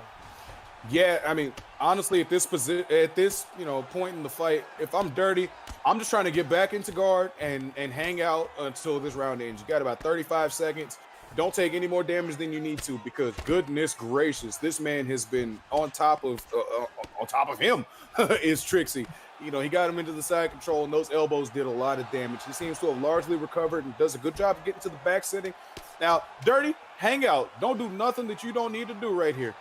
I mean, it looked like he was going for a submission right there, and whatever. But like, don't get yourself into a position where you get into trouble right there. Just, you might have lost that round, but just kind of concede that one and go into the next one. So what adjustments are you looking for from both these guys going into round 2, Crooks? So I'm looking for Dave to try to stop the pressure from TRICKZZY, utilize those leg kicks a little bit more, try to get in the pocket and win some of these exchanges. And from TRICKZZY's, I'm looking for him to keep switching stances, to keep giving Dirty Dave different looks, and to keep him on his toes, and to try to shoot for another takedown, whether that be through the clinch or with a basic single or a double. Yeah, I feel like he would be it'd benefit him greatly to go to the ground at this point. DIRRTY does a great job getting that ducking roundhouse off there. That thing is so dangerous, especially when you throw it in a combo like that. So that's something that TRICKZZY's gonna have to watch out for going forward as he tries to fire a leg kick off as DIRRTY gets into the pocket. DIRRTY ate a right hook there when he was throwing his own leg kick. So some interesting things going on right now. DIRRTY's head health is starting to take a turn first as TRICKZZY is firing off some combos, gets just out of the way of that head kick. That could have changed the complexion of this fight, but TRICKZZY does a good job to make sure that they don't get hit by it and can continue to, keep going forward. Now DIRRTY's got the back, gets the slip, gets the takedown, but a great slip out the back door there from TRICKZZY to get this fight back standing here, KingZzy. Yeah, you can see on the lower third just a couple of moments ago, it was tied 51-51 and total strikes landed. And now we're seeing TRICKZZY trying to implement his game plan, trying to work on the legs a little bit, but not really too much effect as DIRRTY is doing a nice job getting to the clinch as he was working on those head kicks before, just missing on the third one, but able to land 2 of them in the beginning. But right now we're seeing TRICKZZY just doing a nice job, taking the center of the octagon, taking control, and able to land some good combinations. And now the head health is getting lower and lower for DIRRTY right here, Crooks. Yeah, and as you can see, TRICKZZY is just touching his block. He's just touching his block. DIRRTY is trying to respond back the best that he can. He landed a good front kick right there, but he needs to be very careful because TRICKZZY is just touching his block, trying to get him to respond and trying to counter off that. He goes for the judo throw right there, but it does get late denied by DIRRTY there. DIRRTY's doing a better job of not getting taken down, but he needs to be very careful because that head health is starting to get a little bit low, and TRICKZZY is on the hunt for a knockout here. Yeah, TRICKZZY's on the hunt, marching forward, trying to just keep chipping, and like you said, just keep touching that block, And, if Dave's not able to make some adjustments going forward here, I mean, TRICKZZY looks like they're on the path to getting this thing in the bag. That's a huge head kick that he just landed right there. And, yeah, DIRRTY's got to figure out something different. I, for one, can't tell you what that is, but maybe look for a takedown. Oh, my goodness. No. Maybe duck under a ducking roundhouse and counter back. That could work. I've seen it happen in the past. Maybe DIRRTY has found that something else, right? But he definitely, oh my God. Ooh, TRICKZZY. That was dangerous. Good takedown there. Maybe TRICKZZY just wants to slow this thing down a little bit, KingZzy. Goodness. That stuff was a song called Poison, because that uppercut almost landed and shut off the lights for TRICKZZY right there. But DIRRTY able to just he's in a defensive position, but it's scary for both of these guys. I mean, we saw back and forth, like both guys doing their nice job to get some damage in, but going to this third round, I'm scared for both of these guys because one mistake can change everything that we've seen from this whole entire fight card. Yeah, it looks like we're getting into the real nitty gritty of like guys have been rocked. Both guys are starting to lose some of their stamina, and both guys are starting to figure each other out. So we're getting to the real like interesting part of this fight here, Crooks. What are you looking for here going forward? Well, I'm looking for TRICKZZY. Is TRICKZZY going to maintain the same game plan? He did get caught there, and sometimes that can shake your confidence in what you're trying to do, but it looks like he's not afraid at all. He's standing back in that pocket trying to exchange with DIRRTY, but DIRRTY now has the confidence of knowing that he can hurt TRICKZZY's and that he can possibly get him out of there. Now he got to see what TRICKZZY does when he gets hurt, so if he gets put in that spot again, he knows exactly what TRICKZZY is going to go for. But as we see here, TRICKZZY is working the leg kicks. He forced Dave to switch into that southpaw spot, something that Dave might not be as comfortable with as he might show. He gets hit with that jumping roundhouse there, though. It looks like both of these guys are really trying to go for it here in this third round. Oh, yeah, they don't want to go to the championship round. Finish three. They're trying to meet in the middle and finish this. Oh, head kick. And a takedown denial right there. Yeah, great late denial there. He was able to save that one, but man, I mean, this is getting dangerous for both of these guys, right? Especially now that TRICKZZY's been rocked. Oh, I don't know. I mean, we know TRICKZZY's dangerous when he's losing, so expect some head kicks. Oh my God. It seems like the head kicks is going to be the move. Who's going to be ducking under? And so we're getting a right back on TRICKZZY. Oh my goodness. He saw him rocked right there and honestly put him in the blender. Like he walked up and just put that combo on him, and it seemed like all four of those pieces found their home inside the bucket. I mean, goodness gracious. What a performance by TRICKZZY. Fantastic job. I can't say enough about it.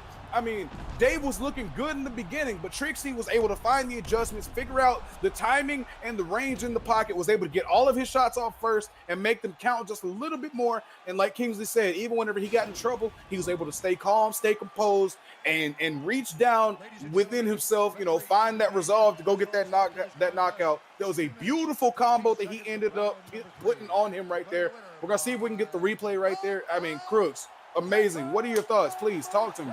I mean, the end of that third round, the ending of the fight was absolutely insane.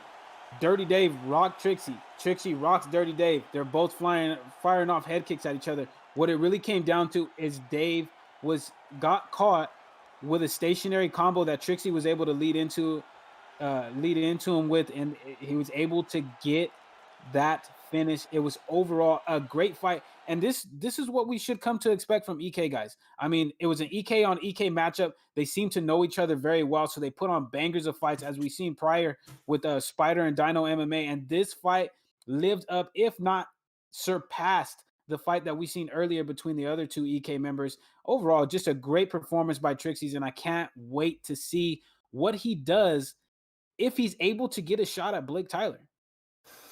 I got to be completely honest with you, Crooks. I don't know if this fight was able to dethrone Spider and Dino. That's what we have the polls. Get a fight. Please get started. We're not doing that. Never mind. Just got confirmation from the back. Tell us about it next time. Tell us what you know, who you would like to have seen. Get something along those lines. But Kingsley, tell me about your day, Kingsley. What'd you see today? What'd you enjoy? This whole day, I've been enjoying this whole fight card. I mean, it's been chaotic. It's been crazy. We saw crazy submissions out last minute, and then the main event, and then two guys making their debut in the co-main, which is so awesome to see. I mean, we saw just slips and just incredible combinations and just striking and just knockouts after knockouts. I mean, what would you expect out of an ESFL event? I mean, I'm just so happy to commentate here with you guys and just be a part of it because, man, this fight card has been nothing but awesome. Man, absolutely. And Crooks, anything that you would like to add? I mean, overall, this was just an amazing card. I mean, we had stand up and bang fights. We had dominating performances by some of these competitors out here. I mean, overall, it was just a great night of fights. Shout out to the Xbox matchmaker for putting together this card. These were all Great fights. There was no mismatches on this card. I mean, mind you, we were expecting to see Ed Parker in the co-main, but the co-main, even with his replacement, lived up to the bill. It came out and turned out to be an awesome fight. It went back and forth. And then that main event, I mean, what more could you really want in the main event? You had two guys that knew each other. They fought so many times, and they came out and gave us a banger of a fight. It came down to it, and TRICKZZY was able to pull out the win. We even the undercard, the prelim fights were absolutely amazing. Overall, just a great night of fights, and I can't wait to see some of these competitors compete again next week. Yeah, and it's like you said, these are the types of great fights that we always expect on our ESFL cards. And they almost, I mean, I say almost, they always over deliver. I feel like we'll be expecting the bar to be here, and then they just blow the roof off of it every time. So shout out to all of these competitors. Shout out to everybody in the back on production, and shout out to each and every single one of you for watching. Thank you so much for joining us today, whether you did it on Twitch, whether you did it on YouTube. Don't forget to leave follows, subscriptions, and lots of love in the chat and all that good stuff. We appreciate everybody dropping by, and thank you so much for everything that you do for us. We're going to go ahead and head out of here. As always, live by, stay hydrated, respect women, support the homies. We will see you guys next time on ESFL.